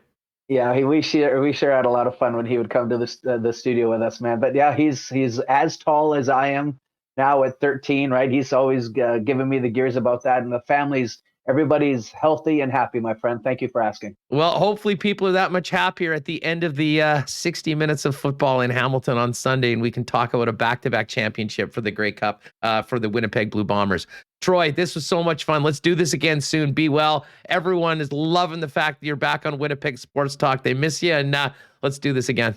A pleasure, brother. Take care, man. There he is, the one and only Troy Westwood, at Troy Westwood on Twitter. Our great friend from all those days at 1290. And of course, a Bomber legend himself. Very much looking forward to this next conversation. I've had a chance to chat with this individual a few times as a guest on CFL this week over the course of the years. But with the Bombers heading to the Hammer to take on the TiCats, there was no way we were not going to chop it up with Bubba O'Neil, the sports anchor for CHCH News and the Hammer, and the host of CFL This Week and Tiger Cats Game Day. Bubba, what is up? It's great to talk to you again, my friend. Hustler, this is awesome. I mean, it couldn't have worked out any better than this. I mean, I have a salty taste in my mouth from last year's Grey Cup. As you said, we kind of were hoping that this would happen. And it happened in different ways than I think we actually expected. But at the end of the line, it will be the Hamilton Tiger Cats hosting the Winnipeg Blue Bombers, the defending champs. I mean, it really, as the old saying goes, it doesn't get any better than this. Yeah, Sunday, I think, was a pretty awesome day for the Canadian Football League, notwithstanding what some Argo players did after the game with some fans at BMO Field. Yeah. That was a little bit insane. Well, John Murphy, too, but that's a very minor detail when it comes to the great game in the East in the East Final. And the scene here in Winnipeg was one that, I mean, we won't be forgetting anytime soon. You're beating your arch rival, much like the TiCats did to get to the big game and 60 minutes away from a championship. But I'll tell you what, you mentioned the last Grey Cup. I mean, this is actually 2 years removed, if you can believe that, from the Bombers' win in Calgary, a lost season. And then, I mean, up until Sunday, maybe the most memorable sporting event, I think, for people around here and CFL fans was that Bomber-Ticat game to begin the season at IG Field, the first biggest event in Canada, really coming out of the pandemic. But it's been an up and down season for the TiCats, hasn't it been? But, man, I got to think the feeling around the team and around the city is about as high as it's been really since 2 years ago, going into the game as favorites against the Bombers in Calgary. Well, there's no doubt when you set the standard of a 15-3 season, best in franchise history, you're pretty much rolling through your opponents, and then you come up to what happened this year. But I think Coach Orlando Steinauer would tell you straight up, this is a very, very different team. Are there some key pieces, the likes of Masoli, Dane Evans, Simone Lawrence, and Brandon Banks? Absolutely. But along the line, there was some retirements at key positions on the offensive line. There's been some switches. New receivers have had to come in. Braylon Addison, the injury to him, he's only played, I think, 2.5 games, quite honestly. So in many ways, this is a different team, different kicker. So the expectations didn't really match what this team produced, but they found a way. And I think they might have gelled at the correct time. And we all know this. And I know in a regular 18-game regular season in the CFL, we always talk about Labor Day being that day where the season really starts. I think the team, under different circumstances with COVID and all the stuff that went on, that rule did not apply. But I do believe later in the year, this team has begun to understand each other and know each other's role. So I think is this a different Tiger Cat team? Absolutely. But the goal still remains. Now, tell me about the vibe around Hamilton right now. Everything, this has been such a strange time for all of us. The anticipation for Hamilton to finally get a Grey Cup at Tim Hortons Field goes back a number of years. The fact that it's happening and the fact that the Tiger Cats, after the up and down season that we talked about, are there. How fired up is the city right now? How fired up are TiCat fans? And what should Bomber fans heading to Southern Ontario expect on Sunday? Well, it's now that we've had the coaches' press conference and the introductory press conference when the Bombers arrived at Hamilton International, we've already heard head coach Mike O'Shea talk about D batteries being thrown at him. So I don't think it'll be that bad, but Mike O'Shea is a well-respected and also, beloved and yet hated guy around these parts for what his outstanding play as a Tiger Cat. But he did make that cardinal sin of becoming an Argonaut and winning as an Argonaut as well, too, and being rather braggadocious about it, I might say. because it's true. The Tiger Cats have not won since 1999, but you're right. The city is electric. I kind of think this is kind of like a Grey Cup on steroids. It's not the exact plans that the Tiger Cats and the city of Hamilton had planned. I mean, they had an unbelievable plan, and I think you're going to see it in 2023. It looks like the Grey Cup will be granted back to Hamilton for 2023. So the plans and the changing to the stadium and the expansion of the stadium, you're just not going to be able to do it this year because of the situation that we're all in with the pandemic. But I think ultimately for the football fan, we've got a real good matchup. You couldn't ask for anything better, as I said, for a matchup of a matchup in the Grey Cup, a team hosting a Grey Cup. So I think that energy alone has got the community all excited. All the events will be well attended, as they will be with any Grey Cup. And the weather hasn't been all that bad. Maybe get some light snow out there, but it hasn't been that cold. So I think it's going to be a good one. Yeah, listen, we dealt with cold last week here in Winnipeg. This is going to seem tropical for the players that played in the West Final to go out to Hamilton on Sunday afternoon. I'll tell you that. So let's talk about the TiCats going into this game. I mean, I guess we have to start off with the quarterback position. Masoli sort of had become the guy, and very quickly into the East Final when things weren't going well, Orlando Steinhauer, realizing the urgency of the situation, gave him the hook, put in Dane Evans, and Evans balled out. I mean, what a performance by Evans, and what does that do to the TiCats going into the Grey Cup with the guy that was the backup just a week ago, now the starting quarterback in the biggest game of the year? It's been talked about all season long. Of course, going into the season, that there was a quarterback controversy. I know the guys at TSN were more than willing to hang their hat on, who should be the guy. Yeah, stirring up the pot. But I'll be honest, I always thought Jeremiah Masoli was going to be the guy. He's the guy that, remember he blew his knee out against the Bombers at Tim Hortons Field week 6, I believe it was, in 2019. And then Dane Evans came in there and delivered a performance that no one expected. And really only had the one big fart really in the Grey Cup against what was a superior Bombers team. I can certainly admit to that. So going into this year, I always thought Masoli was going to be the guy. I almost thought it was his job anyway. So he did earn the job out of training camp. And then those first 2 games, Winnipeg and Saskatchewan, whoa, what an eye-opener for him and for the rest of the team. The offense didn't move the ball other than the opening drive of the season against Winnipeg when Masoli went deep to Ackland. I think it was like a 75-yard touchdown pass. Nothing. Squatta. Nothing. It was horrible. And since then, it's been up and down. And then Evans and Masoli were hurt at the same time. David Watford led the team to 2 victories. So this position has been very unstable. But again, as I talk about at the back end with a little bit of consistency, it did look like Masoli was the guy, but I will say this.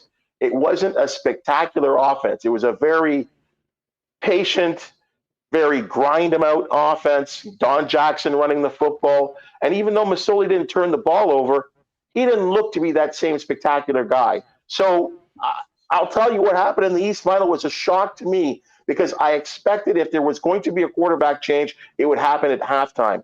And Coach O pulled the plug in the first series in the second quarter after that fumble by Masoli. That surprised a lot of Hamiltonians. Hey, you can't help it. The city's divided. There's Masoli people, there's Evans people. And Evans came in there and, as you said, balled out. 16 for 16, 250, a touchdown pass, runs for 2. So how could he not have been named the starter today by Coach O? Well, as we get to Sunday, as short as the leash was for Masoli in the East Final, will it be the same situation in the Grey Cup? I mean, if Evans doesn't have a strong first quarter and they get into the second and they're down, will he be quick to go right back to Jeremiah Masoli? Well, that's the $1 million question there, Hustler, because we don't know. It's like Coach O's now cornered himself into us asking this question now because he had been so patient with Masoli and with people. I mean, there are people at Ivanhoe Stadium, and of course, after maybe 2-3 beer, if Masoli wasn't performing or it was a couple 2-and-outs, they were calling for David Watford. Okay, it was ridiculous. It was really ridiculous. But at the end of the day, though, he had resisted change. And again, I'm going to be honest here. I thought he was going to name Masoli as the starter for the Grey Cup. I really did.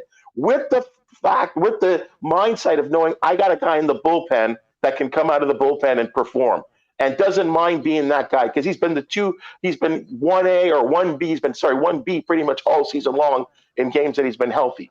So he goes with Dane today. And that's the $1 million question, as I said earlier, because how much do you give Dane Evans? And I know this is going to be a different situation than the Argonauts. Argonauts got a pretty good defense, but the Bombers got a better defense, the best defense. And they got those guys coming off the end, that Jeffcoat, who, I mean, he's a problem. He's a serious, serious problem. And with that young offensive line that the Tiger Cats are going to face, it could end up being a carbon copy of what we saw in November of 2019. Well, okay, and I wanted to bring that up. And listen, I don't like to dwell too much on a game that was 2 years ago, but the Winnipeg Blue Bombers are very similar to the same team. I mean, many would say that this is actually a better team than they were. Zach Collaros is more comfortable with the offense. They don't have the running attack of Chris Strevler, which was unique. But I mean, the defensive side of the football, the key players are back. You've got Dietrich Nichols and Alford that have had such amazing season to corner. I mean, they are really complete. But when we go back to that game, the TiCats were favored. The Bombers thoroughly thumped the TiCats on both sides of the offensive line. And listen, I'm as guilty as anyone. We focus in on the quarterback and the star players, the receivers, and a bunch of stuff. When it comes down to especially playoff football, championship football, in the cold, it's the line of scrimmage that determines the football game. How can the TiCats handle the Bombers, both offensively with what they did? I mean, just ask the Riders with the way that they were able to run the football and exhibit their will. And you mentioned Jackson Jeffcoat, Willie Jefferson, Stove Richardson in the middle. I mean, that is the foundation of the Blue Bombers. I'm interested in your thoughts on how Hamilton can answer that challenge in a better way than they did 2 years ago in the Grey Cup. Well, that's something that they have to be really seriously planning, because, as you said, that defensive line of the Bombers didn't really drop off this season. I don't think maybe they put up the numbers that they did, but they were just as dominant in many other ways. And you're looking at an offensive line that does not have a veteran, Mike Filer, at center, as they did in that game in the 2019 Grey Cup. Darius Sirocco is a first-year guy at that center position, moved over from guard. You do have Brandon Revenberg, who's the senior guy, along with Chris Van Zyl. So there's nothing they haven't seen before, but they really do have to operate as a unit. Now, this is going to come down to offensive play calling, because you're right, that defensive line cannot be controlled. So Tommy Condell has to come up with the offensive game plan of his life to limit. I don't know if it's little curls and screens, screen passes, draw plays. Don Jackson could be a very important key, because he is one of the best blocking back. I mean, he runs the ball really well. He's the best running back I've seen in Hamilton since, I don't know, DeAndre Cobb, maybe. I don't know. And that goes way back. So as a blocker, he's going to have to probably be involved as well. Watch out for a guy by the name of Nikolai Kalinic. Everyone in this in the CFL, including the Bombers, are now using these H-backs and tight ends kind of sets. So it is going to have to be max protection, and because if you can get the ball out in time, Hamilton's receivers not only get downfield, but I think they have the best receivers that run after the catch. So it doesn't have to be intermediate to long passes like what we saw in 2019. You might see a lot of shorter stuff balanced in with the run. Again, you can't stop the Blue Bombers' defensive line, but you can't control them. Bubba O'Neil is our guest. He's the sports anchor for CHCH in the Hammer as we count down to the Grey Cup on Sunday between the Winnipeg Blue Bombers and the Hamilton Tiger Cats. Bubba, I mean, all year long, and we spoke on your program on the CFL this week, big picture about what was happening in the Canadian Football League. And, the fact that Hamilton was hosting the Grey Cup was always part of the narrative around this club, the expectations for this team after the disappointment of 2019.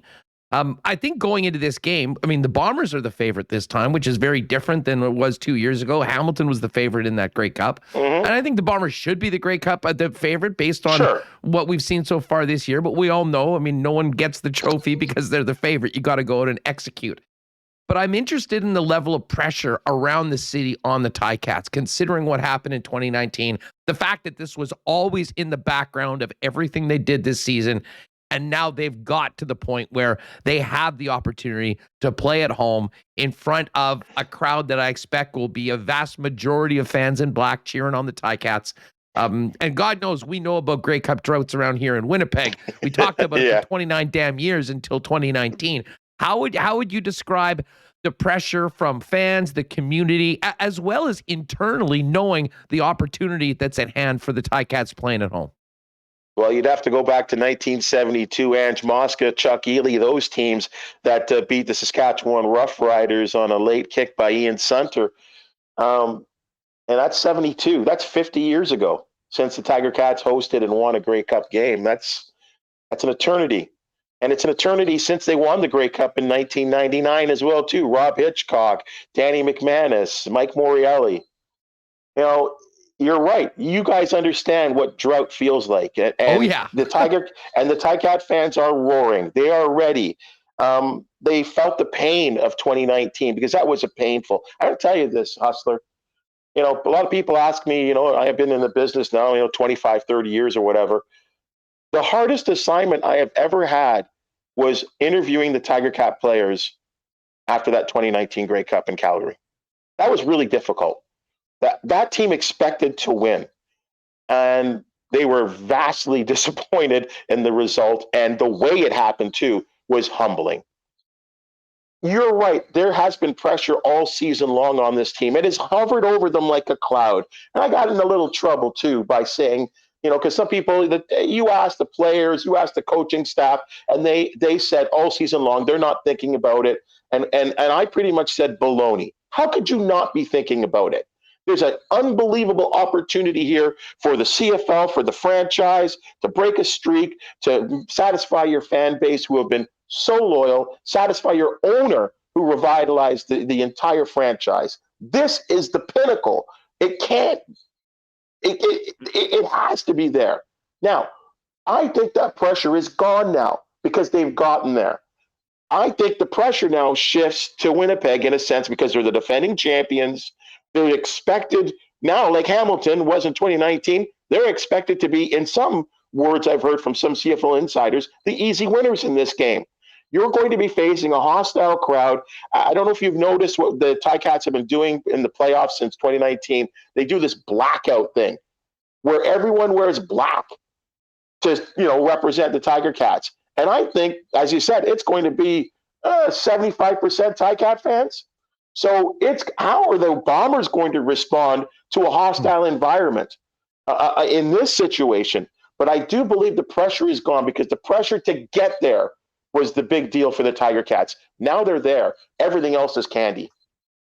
Bubba, I can't wait for the game. As I said, I think this was the best case scenario for the Canadian Football League through maybe the most challenging season in CFL history.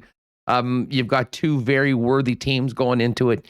You'll have a great atmosphere in Hamilton at Tim Hortons Field.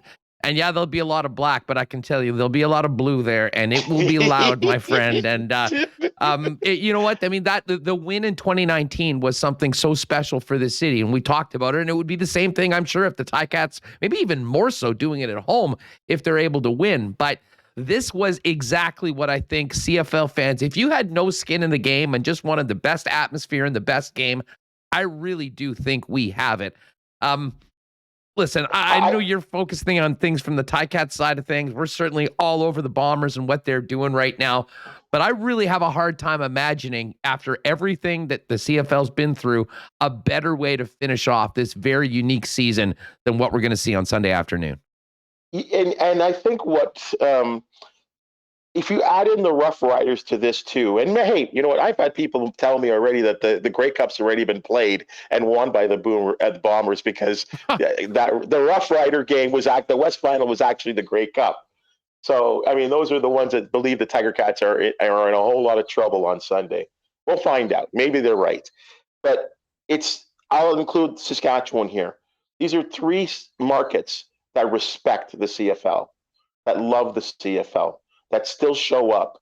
The ones that don't want the XFL and the 4-down game to ever infiltrate the CFL or to be some minor league system. And that's why I celebrate this. And you're right. It's been missing 2020 was horrible. I don't know what you thought. The worst. Maybe it didn't need to happen. Maybe it needed to happen. These are all inner workings with the commissioner that we'll never really be privy to. Asking for the $150 million might have been a bit of a joke too, but boy, that's another story. Started off on the wrong foot on that one. Absolutely right. But this is what you want. And you know what's another element of this that I think is really neat, Hustler, is the fact that these two teams played in week 1 and have not seen each other since. The Tiger Cats had to play the Argos 4 times in this schedule in the regular season. So that took one home game against the Bombers away. So Winnipeg's making their first trip to Hamilton all season long, right? And we're hosting Winnipeg, the defending champs, for the first time all season long. So this adds to the mystery and the intrigue of both of these teams, which I think is going to be so much fun. You got the hometown Arkells playing. You got the rock bands, you got the games, you got the fans, people parking on people's front lawns. And if you've been to Tim Hortons, there's still no parking lot. It's a beauty. I think it's so Canadian. Hopefully we get a little snow. I mean, what I saw in Winnipeg and even in Toronto with that snow falling, it just makes me, and I know we're all hockey fans and a million other fans in basketball and baseball, but boy, do I love the CFL at this time of the year. It's great. Amen to that. We got the two best teams, two of the best fan bases going at it with so much on the line. Let's get it on. Bubba, thanks so much for doing this. Have a great weekend. I know it's going to be very special for Hamilton. I hope everyone enjoys it right up until the game starts. Well, hold on. You going to give me your pick? Oh, my pick's the Bombers. I mean, I think that's I'm picking the Bombers. And I just assumed you'd be taking the TiCats too. I mean, what are we talking about here? Give me. You don't have to give me a point spread, but give me a give me a score. Well, I think there's going to be some points scored. I do like the over 43.5. Right off the bat, I thought that both of these teams are too good to keep it down. I think they'll be ready. I think there'll be big plays made. I certainly don't think the Bombers are going to turn the football over like they did in the cold against the Saskatchewan Roughriders. And I will say Bombers 29, Hamilton 18. Okay, fair enough. And you know what? I hope we do get some scoring. It's been tough scoring. The scoring has been real low this year in the Canadian game. I hope this Grey Cup does end up being a high-scoring affair. Tiger Cats 30, Bombers 29. Hey, if they put up 30 on the Bombers, they deserve to win the Grey Cup because no one's done that to this defense all year. But that's why they play the games. Bubba, have a great weekend. Shout out to the TiCat fans and what should be an amazing weekend for the CFL down in Steeltown. Shout out to Manitoba. Great to speak to you, bud. We've had a pretty good run talking to Ed Tait heading into games on Friday, so I certainly didn't want to screw it up. And Eddie has been so kind to join us from Hamilton right now, where the Bombers are on the field practicing. Edward, thanks so much for making the time for us on Winnipeg Sports Talk. How are you? I'm great, Huss. We just got here. I'm at McMaster University, staring at the out from an empty press box as the Bombers are just about to start practice. So we were scrambling to get over here. The Grey Cup week's so weird for timing and everything. A bunch of players were doing media at Tim Hortons, but because the team is practicing at McMaster, we had to hustle over here for this. So I'm glad to join you. Right, we got a good run going here. And we certainly do, and hopefully that will continue on the weekend. Hey, listen, before we get to, the game itself, tell it what are the last couple of days been like? I mean, we'll talk about the team itself, but I mean, you've been to many of these events. We knew this would be scaled down a little bit. The stadium won't be as big as normal, but does it feel like Grey Cup week? Well, a couple things that I'm not going to be very good to answer that, Huss. First of all, the team's staying in Burlington, which seems like a different time zone away sometimes with the amount of traffic we've had to sit through. And I'm still officially in Tier 1, which means we're not supposed to be out and about gallivanting around too much. So I wish I could give you a sense of the Grey Cup spirit or vibe, but we haven't been downtown Hamilton other than to come downtown for the media and stuff. But one thing I'll say is it seems a little bit muted. You don't see banners everywhere. And usually by the Thursday of Grey Cup, you see crowds and crowds of other fans walking around, going from party to party in their jerseys. We haven't seen a whole lot of that, although I haven't been outside at night here yet. We're in Burlington seems like a long way from here, but that's the way it should be, whatever it takes to play this Grey Cup after missing one, right? Well, exactly. And of course, for the Blue Bombers, it's all business. They'll have plenty of time to, in your words, gallivant, hopefully with another ring on their finger coming up next week. Fill us in on the last couple of days for the team. I mean, we know they've been practicing at McMaster, but it is Grey Cup week, so a little different. There's been a lot of media. Fill us in on sort of what the team's been up to since they got to Hamilton in preparation for the TiCats. Yeah, so it's a little bit different because it's a home Grey Cup for the Tiger Cats, right? And a lot of people have been saying, well, why are the Bombers not practicing on Tim Hortons Field since you're going to play there?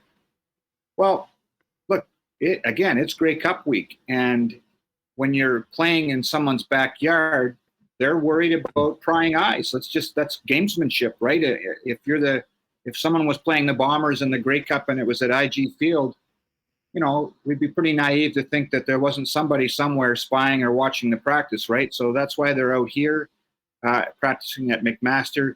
Everything about, players are so big on routine, Huss, as you know.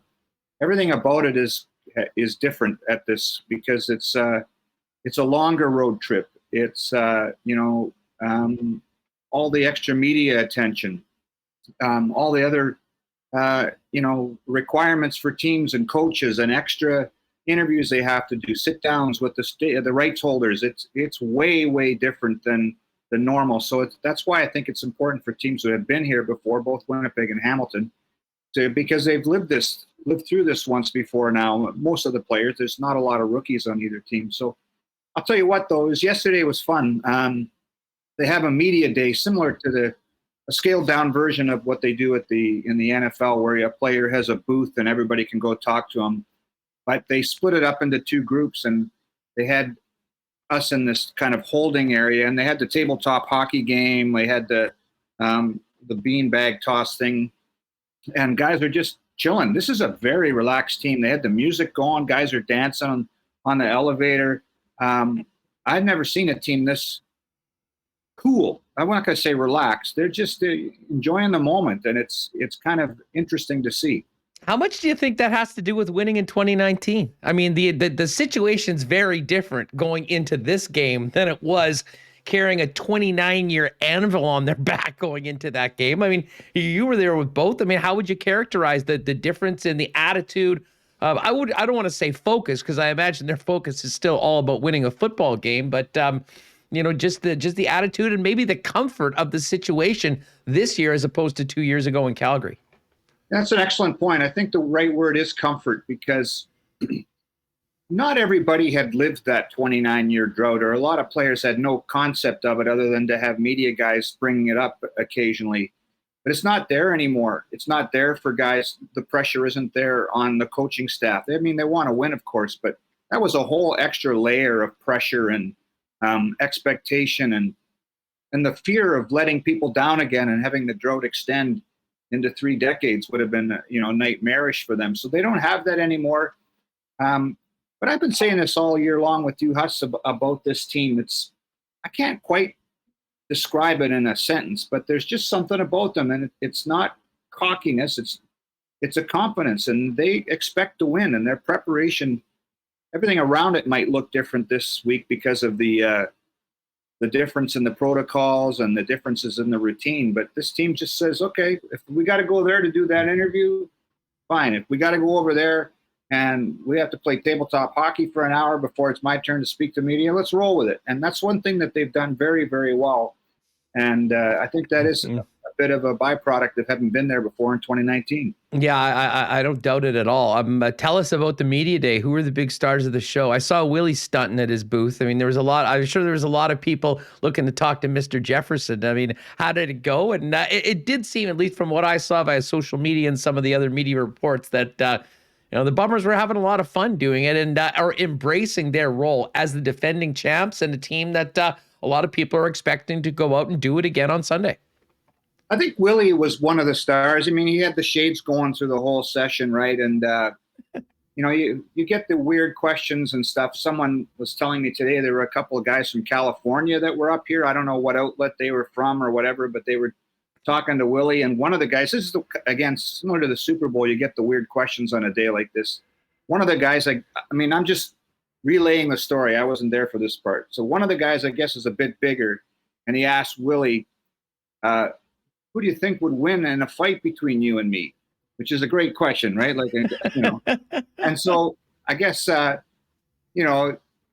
Cameron, the media guy, was telling me that he was just ready to jump in to end this. And I guess Willie didn't miss a beat. And he said, very quietly but calmly, I'd kick your ass. So he was one of the stars. It was just a lot of fun. The minute we got in there, they had all this food for guys in this holding area. And in the back of the room, I see that old tabletop hockey, the plastic roof thing on it. And that's right in my wheelhouse. I played the first game and I won. And then the second game, I beat somebody again. They had never played before. And somebody said, man, you're gifted at this. And I said, look, I'm old. I didn't have video games when I grew up. I just had that stupid Pong thing. This was my video game. I spent hours on this thing. You know what? I would have written a whole story about how good I was on that, but I'm not that vain. Ed, you know what? It's funny you bring that up. Remus and I were down at Little Brown Jug for the 5th anniversary last week, and I couldn't help but notice they've got a Czechs bubble hockey game out there. So when you get back and you've got a little bit of time on your hands, we'll go down there. We'll have a 1919. And we will get it on. I want a shot at the bell to the Bomber office. Okay, I'm in. Sign me up, Huss. I'm into that. Eddie Tait from BlueBombers.com with us in Hamilton as the Bombers get ready for practice. What can you tell us about the preparations over the last couple of days? It seems like everything under Mike O'Shea has been business as usual. Practice. Has there been anything different about the actual preparation practice-wise on the field than anything you've seen for every game week this year? Yeah, that's a good question. I think that, again, because this team rolls with the punches so well, I haven't seen anything different. One thing I'm noticing today, it's quite a bit warmer here in Hamilton today. So the first couple practices here, the field was covered in snow, and now it's balmy. I can see green grass on the campus here. There's still some leaves on the trees.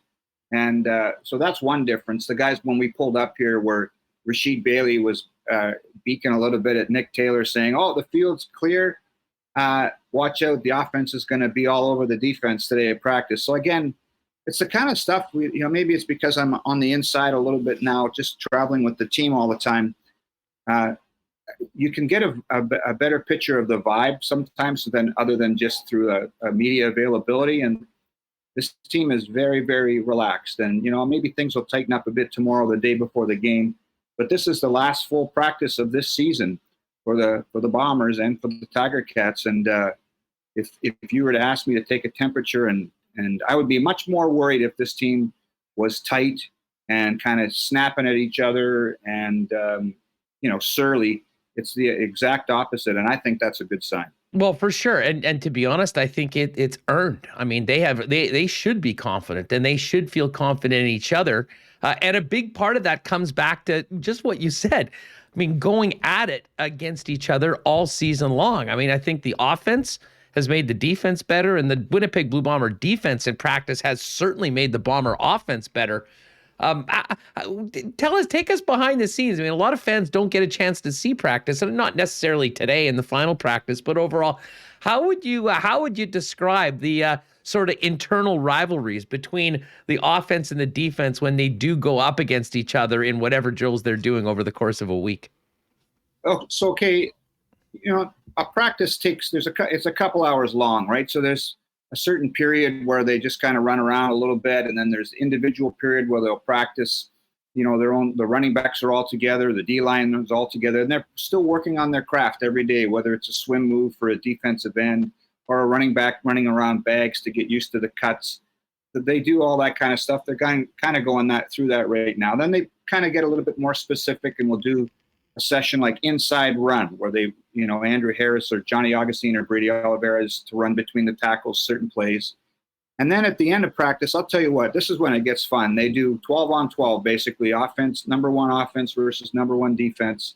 And there's been times this year where the action in that has been better than some of the CFL games I've seen this year, because it has been it's best on best, and there's a lot of best guys out there, right? There's a lot of all-stars on this team, and that is really fun. But it hones you, right? It hardens you offensively and defensively going against those guys all the time. Now, there's no tackling, right? You're not going to see Willie Jefferson go outside a tackle and pull Zach Collaros to the ground like he would if it was Dane Evans on Sunday. But it's fun. It's really competitive. It comes from the boss. It's not unique to the Bombers, but it is part of what makes them sharp. And it's been from day one of training camp, they've done that.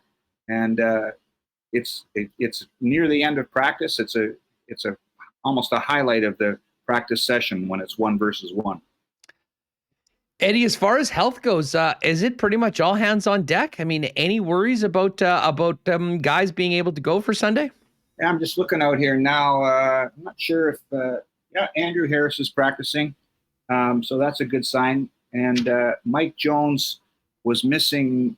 He skipped out yesterday. I'm just seeing if I can see him.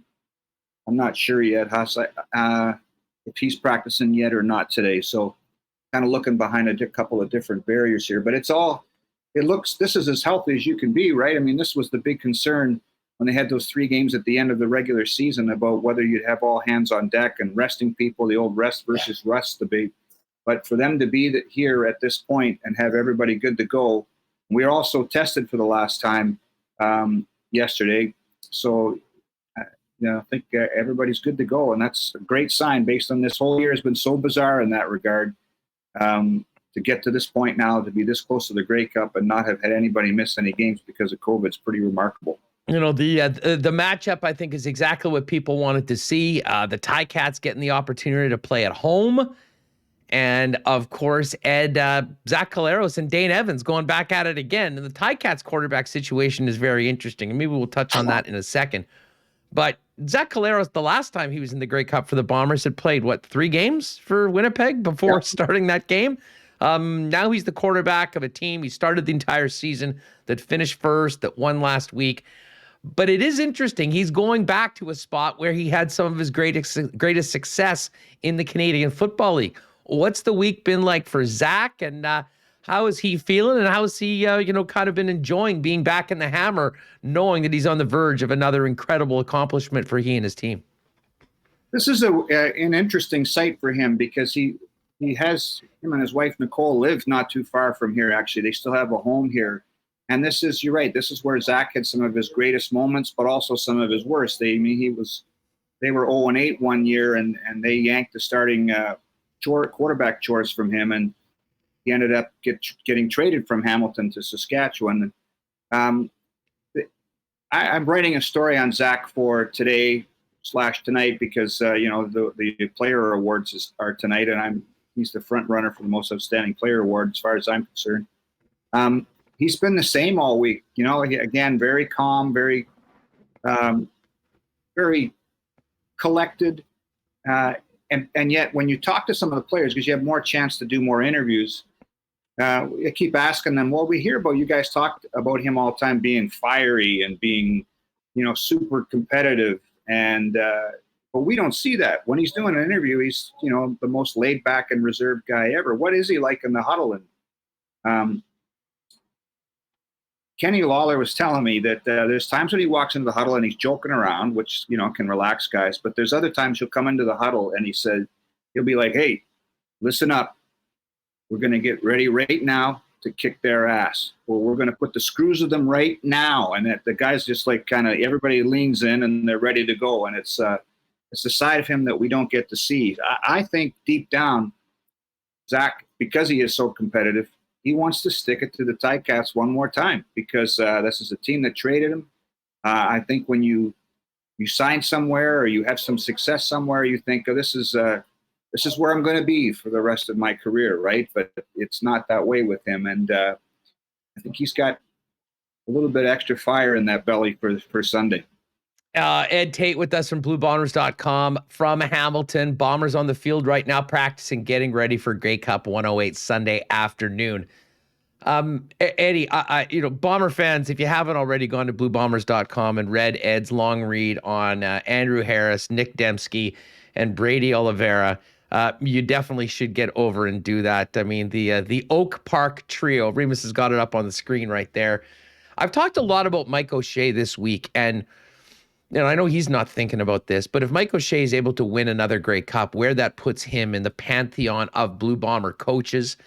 But Ed, I mean, these three young men, and particularly Andrew Harris, who's destined for the Hall of Fame, and Nick Dembski, who's already had a wonderful career. These young men have the opportunity to go down, to elevate their status amongst Winnipeg football legends even further. Really love the piece. Maybe talk a little bit about that. But, what would a Grey Cup win mean for a player like Andrew Harris and Dembski and even Oliveira, who hasn't been around for a very long time, but has been a part of some of the greatest successes we've seen here in decades? Yeah, first of all, the fact that there's three guys from one high school is what makes the story so unique. And remember in 2019, as Chris Cuthbert's calling the game, Glenn Suter's on the color, they must have mentioned Oak Park High School a half dozen times in this game, that it was remarkable that two guys from the same high school were starting on offense for the Grey Cup champion Winnipeg Blue Bombers, their hometown team. Now there's a third guy in Brady Oliveira who was injured in 2019. He's suiting up on Sunday. So we went back and did a little bit of research, and some people that helped me, including a guy named, his Twitter handle is @StatsJunkie. If you're a CFL fan, you got to check him out. He did some digging and found out that the last time the Bombers had three guys from the same high school on their team was 1946. And there were four guys from Kelvin High School on the Bombers. And if you remember back then, you wouldn't remember. I had to research it. I'm not that old. I wasn't alive then. But back then, after World War II, the CFL was a lot different, right? I mean, you had a lot of local guys just filling out the roster. You might have had one or two American guys on your team. So it wouldn't have been that unusual to have four guys from the same high school. But here we are all these years later, with free agency, with the draft, with just the way the game is, to have three guys from one high school on the same team is remarkable. And so as to what it would mean, Andrew and Nick got to live it in 2019. So did Brady, but he wasn't dressed. And those guys talk about this all the time. They are diehard Winnipeggers, and they wanted to do this. Nick was asked about it earlier in the week, about maybe becoming the first Bomber team to win consecutive championships since 1961-62, and he started to answer the question, and then he caught himself and said, "Now maybe better not go there. Ask me again on Sunday night." But he's been thinking about it, and I know Andrew has too, and I know Brady has. And just to kind of tease my own story here, that you guys, thanks for putting that up there, Remo, for doing that. I already had the story and my idea in my head, and I had done a lot of the interviews, and I went over to where Willie Jefferson was doing interviews, and he was just finishing up with Paul Friesen, and Paul was asking him about two guys from Texas, him and Jackson Jeffcoat, who trained together, and kind of their story about how two guys from Texas end up in Winnipeg. And when Paul left, when he was done his interview, I said to Willie, "That's pretty cool, two guys from Texas, but how about three guys from the same high school?" And it was Willie that came up with, "That's the King, the Duke, and the Prince of Winnipeg right there." Andrew Harris is the King, Nick Dembski's the Prince, and Brady Oliveira is the Duke. So I took that to Andrew and Nick. I'd already talked to Brady, and they said, "Yeah, sounds pretty good. We'll live with that." It's up at bluebombers.com right now. A long read. Definitely must read before we get to the big game on Sunday. Ed Tait is with us. Eddie, let's focus in on what's going to happen on Sunday. I still look at the foundation of this football team, and that is the big guys up front on the offensive line. We saw it in spades, keeping this team in. And of course, the defense, when, there were some uncharacteristic mistakes that I think nobody expects to happen again, certainly in the quantity that they did against the Saskatchewan Roughriders.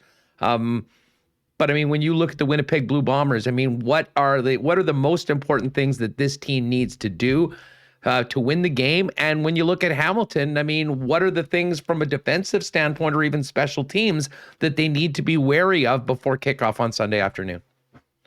I think Winnipeg's as much like first half last week just was so off script, right? When you turn the ball over 5 times, that the fact that they won speaks an awful lot to their resilience, which we've all been talking about all week. But the way they bounced back in that game was important to me, and it was just sticking to what they do, right? They weren't panicking. They weren't, you couldn't in that win, but you weren't, trying to go downfield over and over again. They said, okay, wait a minute. What do we do here? What are we good at? We pound the ball. We own the line of scrimmage, and they did with Andrew Harris. And they owned the line of scrimmage on the other side of the ball with the way Willie and all that front, and Willie and Jackson, everybody got after Cody Fajardo last week. So I think it's the same script that unfolded in 2019 is what you do again. You try to pound the football. Hamilton's really good against the run, but I think you stick with it. You take your shots when you can. And then on defense, you've got to get after Dane Evans. He went 16 for 16 in relief in that Eastern final. I mean, that's pretty damn good when the ball doesn't ever hit the ground if you're a quarterback. So I'm hoping that he's having nightmares the night before the game based on his 2019 flashbacks because, look, he's a real good player. And if you let him get going, he can get in that kind of a rhythm. So I think the Bombers will have some stuff dialed up for him to get into his face early and just to make him uncomfortable because that's going to be really key. So that's the line of scrimmage. You mentioned special teams. Hamilton's kicking game has been all over the map, which sounds familiar because it's been like that in Winnipeg until Sergio Castillo came. They do have Brandon Banks, and everybody knows how dangerous he is. So, if it is a field position game, that little side battle between Banks and Janarian Grant, who can set their team up better, will be something to really keep an eye on. Eddie, thanks so much. I know how busy you and everyone has been. We really appreciate you joining us on Friday, but we had to keep it going. We've got a very good record doing this year. And as I said, definitely an invite next week to wrap the season and a few 1919s on me and a Czechs bubble hockey matchup when you guys come back after Hamilton. We'll look forward to it. Enjoy the week. Best of luck to the Bombers. Thanks so much for doing this, pal. Appreciate you having me on as always, Huss. See ya. Right. At Ed Tait WFC, and make a point to get into bluebombers.com and check out that great long read on the King, the Prince, and the Duke of Peg City as anointed by one Willie Jefferson. Great to have Ed on the program. All right, let's get back to Hamilton with some more Grey Cup coverage and welcome in my good friend, co-host of the Lock Shop podcast, of which we discussed the Grey Cup today at length. Check it out. Search Lock Shop on your favorite podcast feed. He will be the national voice for TSN Radio for the game. And you can tell he's all business because, as Remus mentioned before we came on, potentially the first ever visit on WST with his hair looking all neat and no hat. In fact, you almost look like 6-year-old Marshall, who we pulled out of the bullpen for the partner parlay right now. What's going on, pal? How are you? I do look young when I'm shaved and I don't have a hat on. How old are you? I'm 16.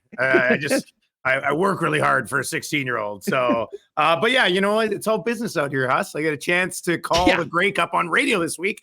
I got to be serious about it. Yeah, no one's ever said that it's all business at Grey Cup week. Or if it is, you're doing it wrong. I will say that, though. A big opportunity for you, obviously, an amazing year calling the games on the TSN and getting back in the booth one more time. And what a matchup we've got. I mean, a rematch of 2019. The home team, the TiCats, taking on the team that was the beast of the Canadian Football League all year long in the Winnipeg Blue Bombers. Pretty juicy matchup, and I imagine the Hammer's ready for it.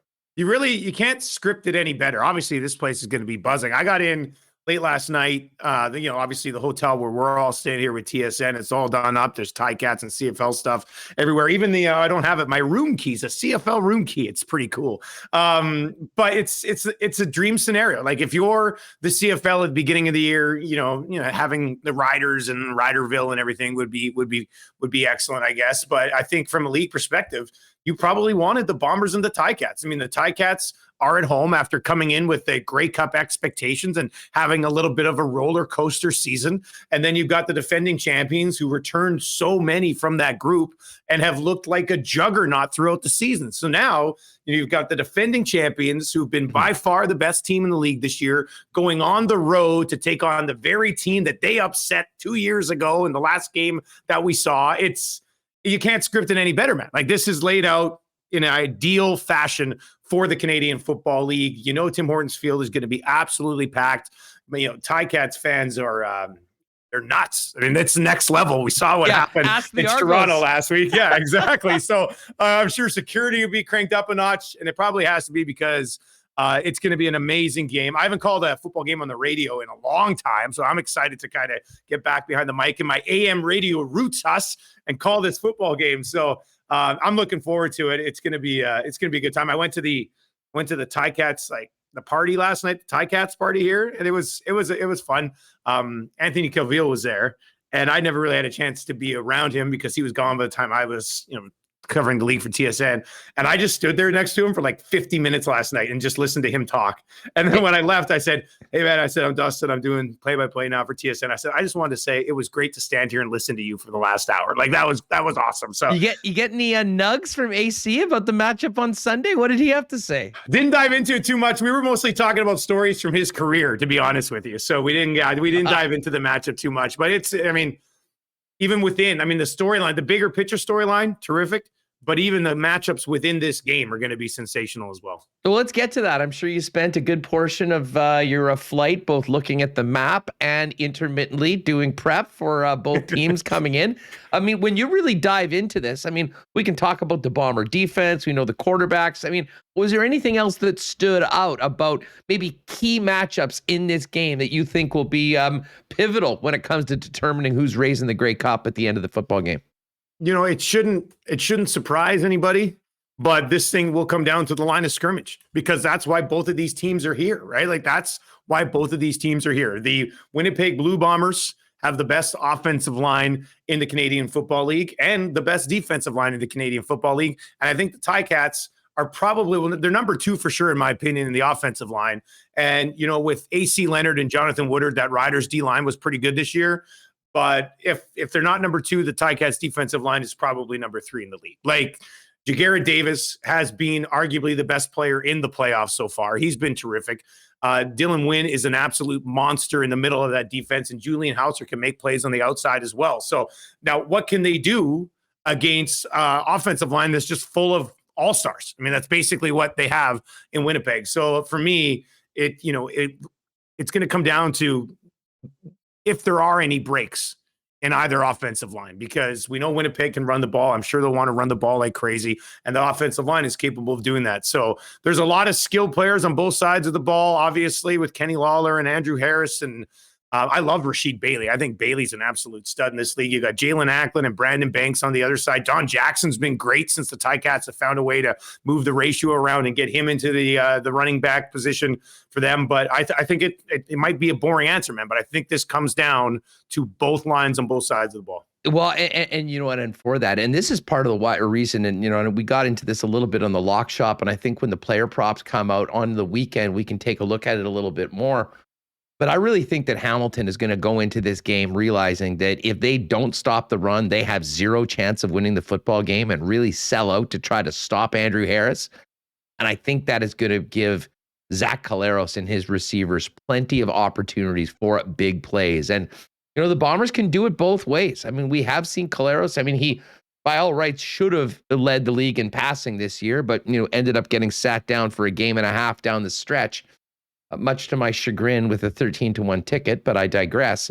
And despite the fact, Nick Dembski had a very uncharacteristic, it wasn't even a bobble, it was essentially a tip drill to Ed Gainey at the beginning of the West Final. There were some other mistakes. I don't expect that to happen, but in the second half, when the Bombers really needed it, to me, there were 2 plays that stood out that weren't involving Andrew Harris. One was that catch by Kenny Lawler, and the other was the catch by Darvin Adams, who by his standards had a very quiet season. That was a huge catch, though. It absolutely was. A big first down, and that, they kept it going and put it into the end zone both times for the touchdowns that ended up winning them the football game. So, the Bombers can get it done in a number of ways, but I really do think that, from Orlando Steinhauer's perspective, he remembers what happened in 2019. And if they're getting run all over and the Bombers just keep the football and keep running for 6 and 7 and 8 yards a carry, it could be a long, long afternoon for the TiCats. So how they handle that, I think, will be pivotal. And then what Zach Collaros is able to do with the opportunities, I think that inevitably come up in the passing game because of how much focus there is on the run game. can certainly be a part of it. Let's talk about the quarterbacks. I mean, it's kind of funny when you look at Winnipeg, there's not a lot of suspense or storylines as opposed to who's in it. This is the team pretty much that started the season. I mean, you obviously got a new kicker and Winston Rose came in at the end, but this is the unit that was, a historically good defense for Winnipeg. And, we've talked a lot about the running game. Johnny Augustine was great in his start. Brady Oliveira got it done, but Andrew Harris is there. But what do you make of Hamilton coming into this game with Dane Evans as the starter after Jeremiah Masoli pretty much has been the guy for the last couple months? But man, did Orlando have a quick hook, taking him out first series into the second quarter in the East Final when things weren't going well. Yeah, I think the quick hook kind of led you to believe that, he's more than happy with having Dane Evans in that situation. And Mazzoli hadn't done anything up until that point, and then had that fumble, and then that was it. It was like, okay, we're going to Dane Evans. I mean, as far as coaches' decisions and coaches' hunches go, it worked out all right. Dane Evans goes 16 of 16, doesn't have an incompletion, throws for one touchdown pass to Jalen Ackland, and then, what he does all year, he rushes in a couple of touchdowns as well. So it certainly worked out. And, I thought it was funny a little bit earlier in the week when people were like, confirmed Dane Evans is starting. Of course Dane Evans is starting. He went 16 of 16 in the game to get you to the Grey Cup. And Mazzoli's been interesting all season because there was a stretch there, like from midway through the season to probably the final quarter of the season in there, that third quarter stretch where, he was over 300 yards. He looked like he was kind of clicking. But then for Steinauer to, know his quarterback situation and say, nope, we're going to Evans.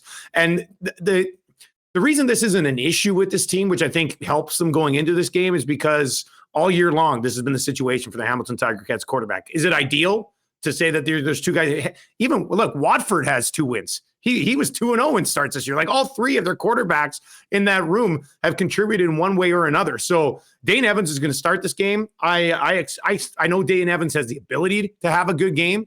But if he doesn't, I mean, you'll still have some Mazzoli sightings possibly, and we'll see. I mean, they even brought Mazzoli in on short yardage at the end of that East Final when it's been the role reversal the entire year. Mazzoli came in, got the job done, ran back off the field. So those two guys do have a really good relationship. I'm very interested to see. I mean, I talked about the lines, but I'm very interested to see what type of game Dane Evans can have against this Bombers defense, because they're going to need him to be not perfect, but pretty darn close to perfect. And is he capable of doing that? It's a big stage for him, big opportunity for him to lock up something moving forward in the Canadian Football League. So, yeah, that's one of the top 3 storylines for sure. Yeah, and I mean, I just think back to 2 years ago. I mean, when the TiCats were the favorites going in, there was a lot of confidence, a lot of swagger, and they should have been. They were 15-3. I mean, in a lot of cases, they were very much the team that the Bombers have been this year from start to finish. And I think it's a cautionary tale for Winnipeg, the way things went. But when it comes to the path to victory for the TiCats, I mean, we talked about the line of scrimmage. I think first and foremost, they're going to need to ball out, do what they can to minimize the Bombers' rushing attack. And then there's going to be a ton of pressure and probably one-on-one coverage in the secondary. But offensively, for the TiCats to put up the amount of points that they're going to need to just be in this game, to have it tight in the fourth quarter, what do you think needs to happen? I think they need to stick to the run, to be honest with you. I mean, I think what we saw early in that game against Toronto, and then saw it later when they kind of were trying to seal it away. I mentioned it earlier. Don Jackson has been excellent since coming in. I mean, they managed to move some things around, get an American into that starting running back spot over the last month or so. And he had a ton of jump last week. He looked extremely dynamic last week. And this wasn't a guy who played a ton, in the first 3 quarters of the season. So it's not like he's getting worn down at this point. So I think, in order to take some of that pressure off of Dane Evans, I think, you're going to have to get Jackson involved heavily and stick with it. Like if it doesn't work early, and it might not work early, I don't think you can just say, man, we got to get away from this. We're going to have Dane Evans throw the ball 35 times in this game. I don't think that's going to be a strategy for success. Maybe I end up being proved wrong, but I think they need to get Jackson going because, I mean, he's got that big playability. I mean, he's not gonna pound it down your throat like an Andrew Harris will, but Jackson's a guy who can bust one for 30, 40, 50 yards So I think, and you know what? I do think they're going to have to get pretty creative. I think you're going to have to see some creativity out of that offense. And they like to do that. I mean, they'll get the ball to Tim White. They'll get the ball to Brandon Banks. They'll get the ball to Ackland, coming underneath on a quick pitch and quick toss and things like that. So I do think, from a coaching perspective, the TiCats are going to have to get a little bit more creative than the Bombers will with, a steady diet of Harris and then some short passes to Rasheed Bailey in the slot and the odd deep shot down the field to Kenny Lawler. I think the TiCats are going to have to establish something with Jackson and then mix in some creativity if they're going to do things offensively. Dustin Nielson from TSN and the Lock Shop and the AM Nasty in Edmonton with us here. The AM Nasty has a whole new meaning. Usually it's the AM like the morning, but it's kind of getting a little gritty here with the radio call on the AM dial in many cities across the country. Let me just ask you this from a play-by-play perspective.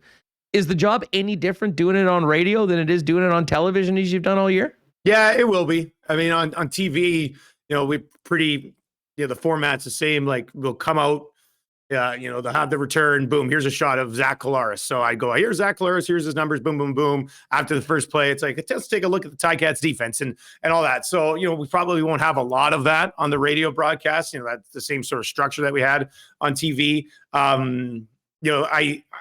I think I'm going to feel a little bit more relaxed doing the game on radio as opposed to, 2 million people watching on TV. So I'll probably have a little bit more fun on the radio. But you know what? There'll be opportunity. You have to set the scene a little bit more. Kind of, it goes back to my, my radio play-by-play roots when I was starting. So there's a difference. I mean, if anybody tells you there isn't, they're lying to you. There's certainly a difference. And I'm looking forward to, like I was saying, I haven't called a radio game, hockey or football in like 5 years. So this is going to be fun to kind of just go back to being able to fully describe everything to people. Because I think one of the things on TV, because of my background in radio, I probably tended to do that a little bit too much. Like when I was starting with the CFL and TSN a couple years ago. So now I can really go back and just, who is it? Kevin Harlan, or is it Ian Eagle? Anyway, whoever does the Monday night on Westwood 1. Oh, Harlan. Yeah, Harlan. So the best. But it's like, he'll be like, rubs his hand on his pants, turns the ball over a little bit. I'm just like, God, I love this guy. He's one of my favorites. So yeah, I'll crank it up a notch. I'll make sure everybody knows. Like, because on TV, you're just sort of adding to it.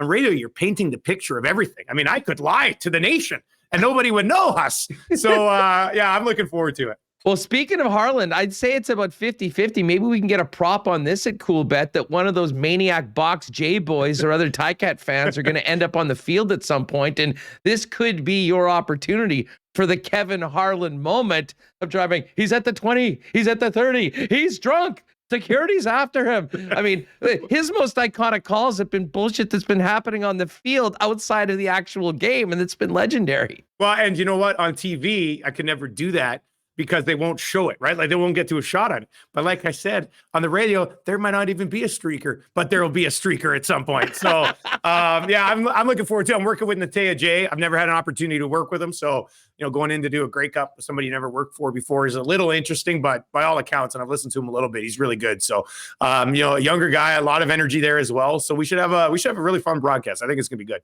Yeah, man. Cannot wait for it. We've had Natea on the program a couple times. Great dude. I know you guys will do a great job. And of course, CGOB will have it. If you're not watching the game on TSN and you're driving around, you can listen to the kid here beginning at 5:00 on Sunday afternoon. Have a great weekend. Maybe I'll see you. Stay tuned. Keep your phone on. I will, buddy. I'll see you later. Right on. There he is, Dustin Nielson of TSN. And in this case, TSN Radio calling the Grey Cup coming up on Sunday. Let's check in with our good friend Farhan Lalji, who joins us from Hamilton, just 2 days out from the Grey Cup. Farhan, thanks so much for doing this. How are things in the Hammer?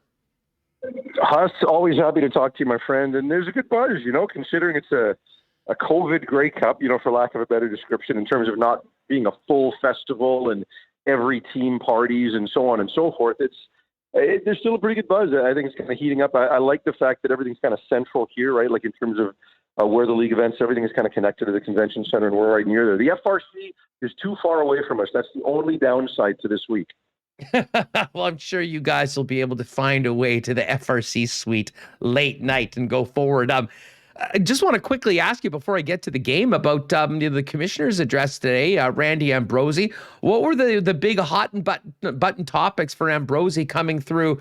I mean, such a tumultuous period for everyone, but especially the Canadian Football League. Was it more optimism that we've got to this point and have such a great Grey Cup matchup, or was it more about some of the trials and tribulations that the league has gone through over the past 2 years? Well, definitely the latter. I don't even know if he was asked a question about the game itself. So, I think that, he was asked certainly about the state of the league, the finances, and, how much trouble they're in still and how much work there is to be done. And, I asked him about the game. I think the quality of the game has been really, really poor. And I don't think it's just because of COVID. I think it was trending in this direction and then a big drop off here. And, so there was a lot of those types of things. Obviously, the situation around the Argos and TiCats, John Murphy and things of that nature. So there's a lot there that he had to go through, and and there's some optimism for sure because you've got this new partner with Genius Sports, and their involvement in a number of other leagues, and I've never seen so much optimism around a new initiative in a decade. Like that, I can't even remember the last time I felt this, and it was genuine talking to other people around the league after the fact that they really believe this is going to be a game changer. And one of the reasons for that is that it's this company is invested, right? Like they've got an equity piece in this project. So they don't own any individual teams, but there is financial incentive for this company to also make things work. And they can provide things to the league in terms of data and information and fan engagement that they otherwise simply never could have done, right? And I mean, I think the example that was given to me that, if you want to fix a car, you can either try to do it with like a massive chest of tools, right? Like, one of those big ones that has 10 different drawers and, or you can try to do it with, a pair of pliers and a wrench, right? And that's the difference. And they've been given tools and resources to really try to push this in a direction by a group that's now invested to help them get there. That coupled with revenue sharing, for the first time in quite some time, something that everybody believed was really, really needed by this league. I think all of that has left them with a sense of optimism that, hey, things aren't perfect, but we now are in a place where we can get there based on some of the support they're going to get from Genius, but also a little more alignment from the governors in terms of things like revenue sharing and the understanding that we're either going to punch our way out of this together or we're going to not punch our way out of it at all. Farhan, were the letters XFL mentioned at all in this presser today? Yeah, they were asked about it, but I just think it's so in the rearview mirror, right? There wasn't necessarily a need to get into it too deeply, but yeah, they were asked about the context and some things around that. But ultimately, it's been more than 6 months since I think all of that went away. So I don't know that was nearly as pressing as anything else. But I will tell you this, and Naylor and I are going to talk about this later on SportsCenter. Understand that when they talked about the XFL, what left everybody aghast, right? Like the traditionalists in places like Winnipeg and Edmonton, what left them aghast was the thought of changing rules to accommodate the XFL. Well, guess what? Changing rules is going to be on the table, with or without the XFL. It's going to be on the table because when you look at what this league has looked like this year from a product standpoint, they better fix this. Right? Like you can't continue to trend the way they've trended offensively since 2017. And everything needs to be on the table. People are going to say they should never consider 4 downs. Guess what? They're going to consider 4 downs. They're going to consider any possible thing that they believe can add offense to this game. And I'm not saying that can, right? And I'm not saying that's done. Like don't misunderstand me. All I'm going to say is there's no sacred cows. And I think everything is going to be considered in terms of how to fix the offensive issues the Steel League has dealt with in the last couple of seasons. And everyone's got their theories, right?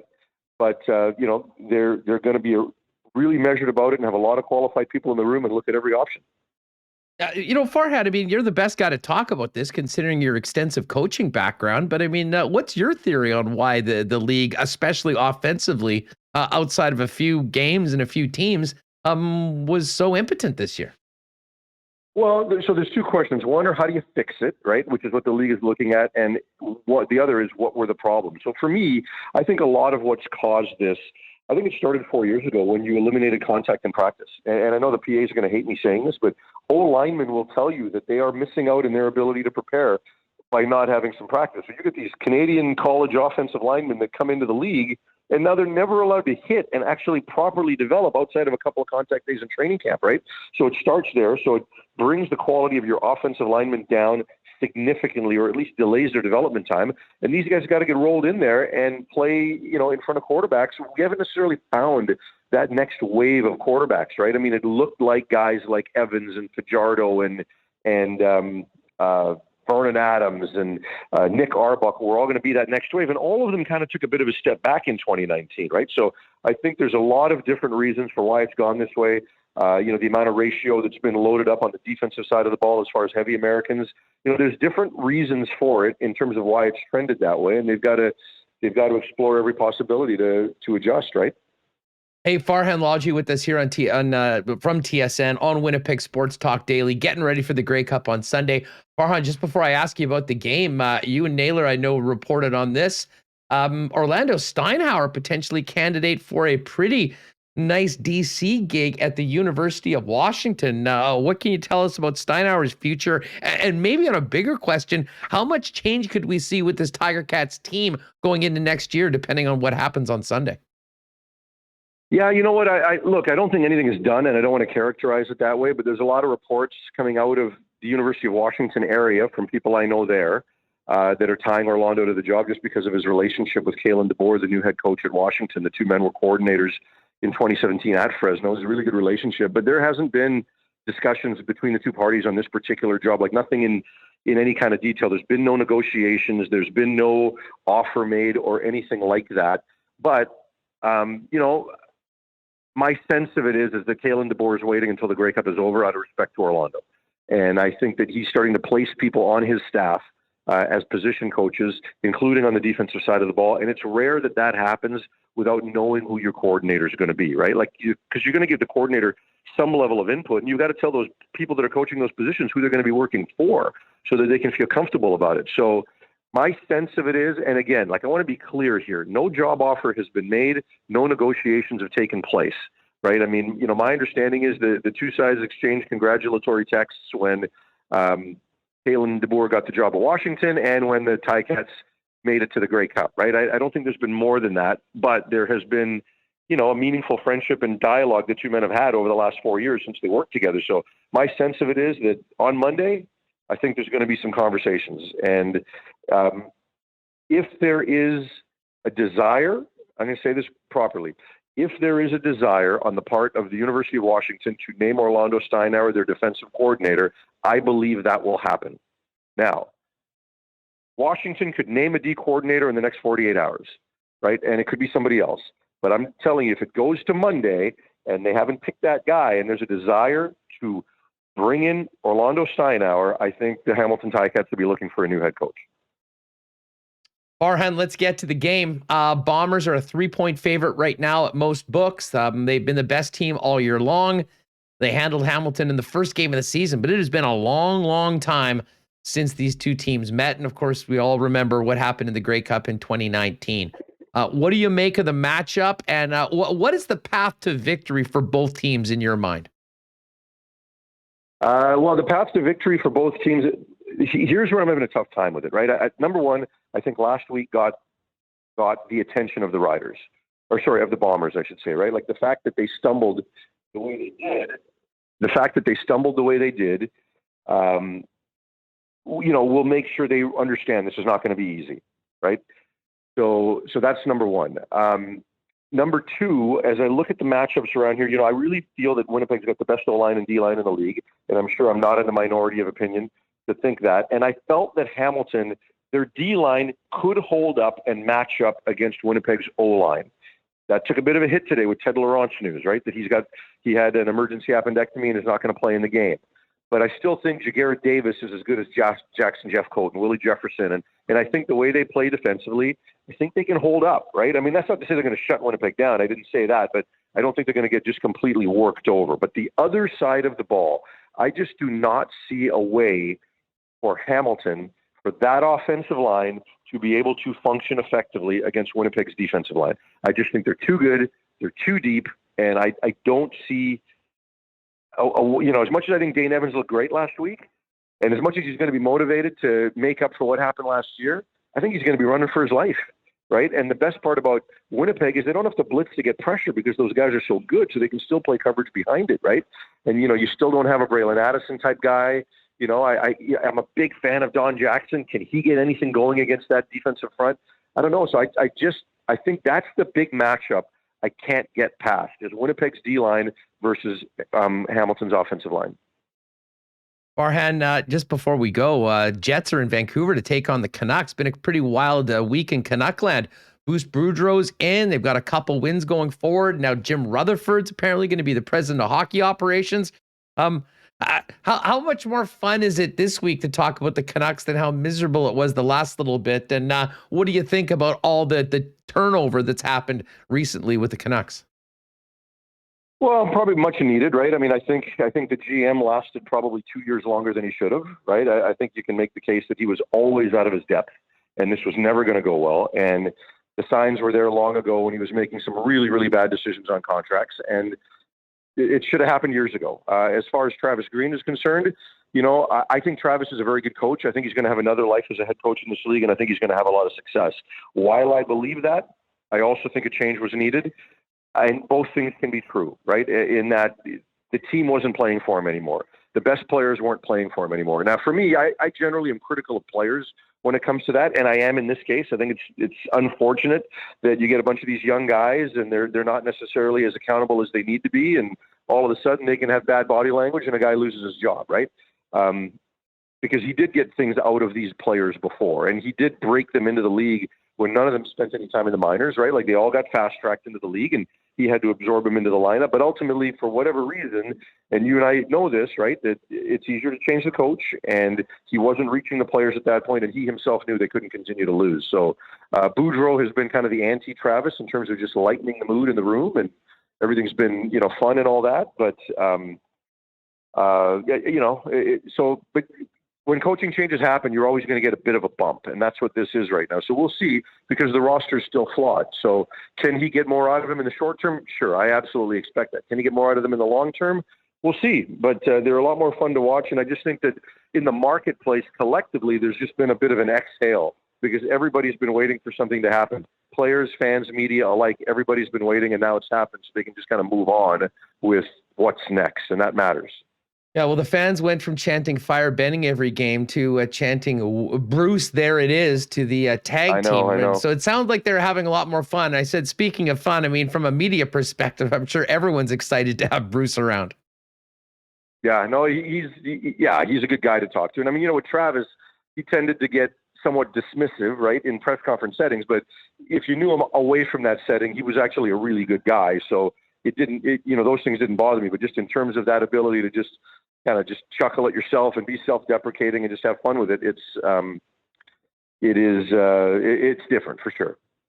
Hey, Farhan, thanks so much for taking the time. Enjoy Grey Cup weekend. And hey, just on the way out, why don't you plug Farhan with the Moj? I really enjoyed the episodes. Tell people where they can get the podcast and what you guys have cooking this week. Yeah, you can get it on all your favorite podcast platforms for sure. And yes, Spotify, Apple Podcasts, like all of it. So tune in. Usually we post every Tuesday, and it's Bob Marjanovic and myself. It's full TV production. Had an interview last week with Doug Flutie, and he was fantastic talking about his CFL moments and things of that nature. He's got great takes and opinions. So down the NFL, the NCAA, and the CFL, lots of betting stuff. So it's a lot of fun. So yeah, log on. Perfect. Thanks for doing this, Farhan. Have a great weekend. Take care, guys. Good stuff. There it is. Farhan Lalji of TSN joining us from Hamilton. Thanks for tuning in to Winnipeg Sports Talk Daily. Make sure to subscribe on YouTube and your favorite podcast feed at winnipegsportstalk.com.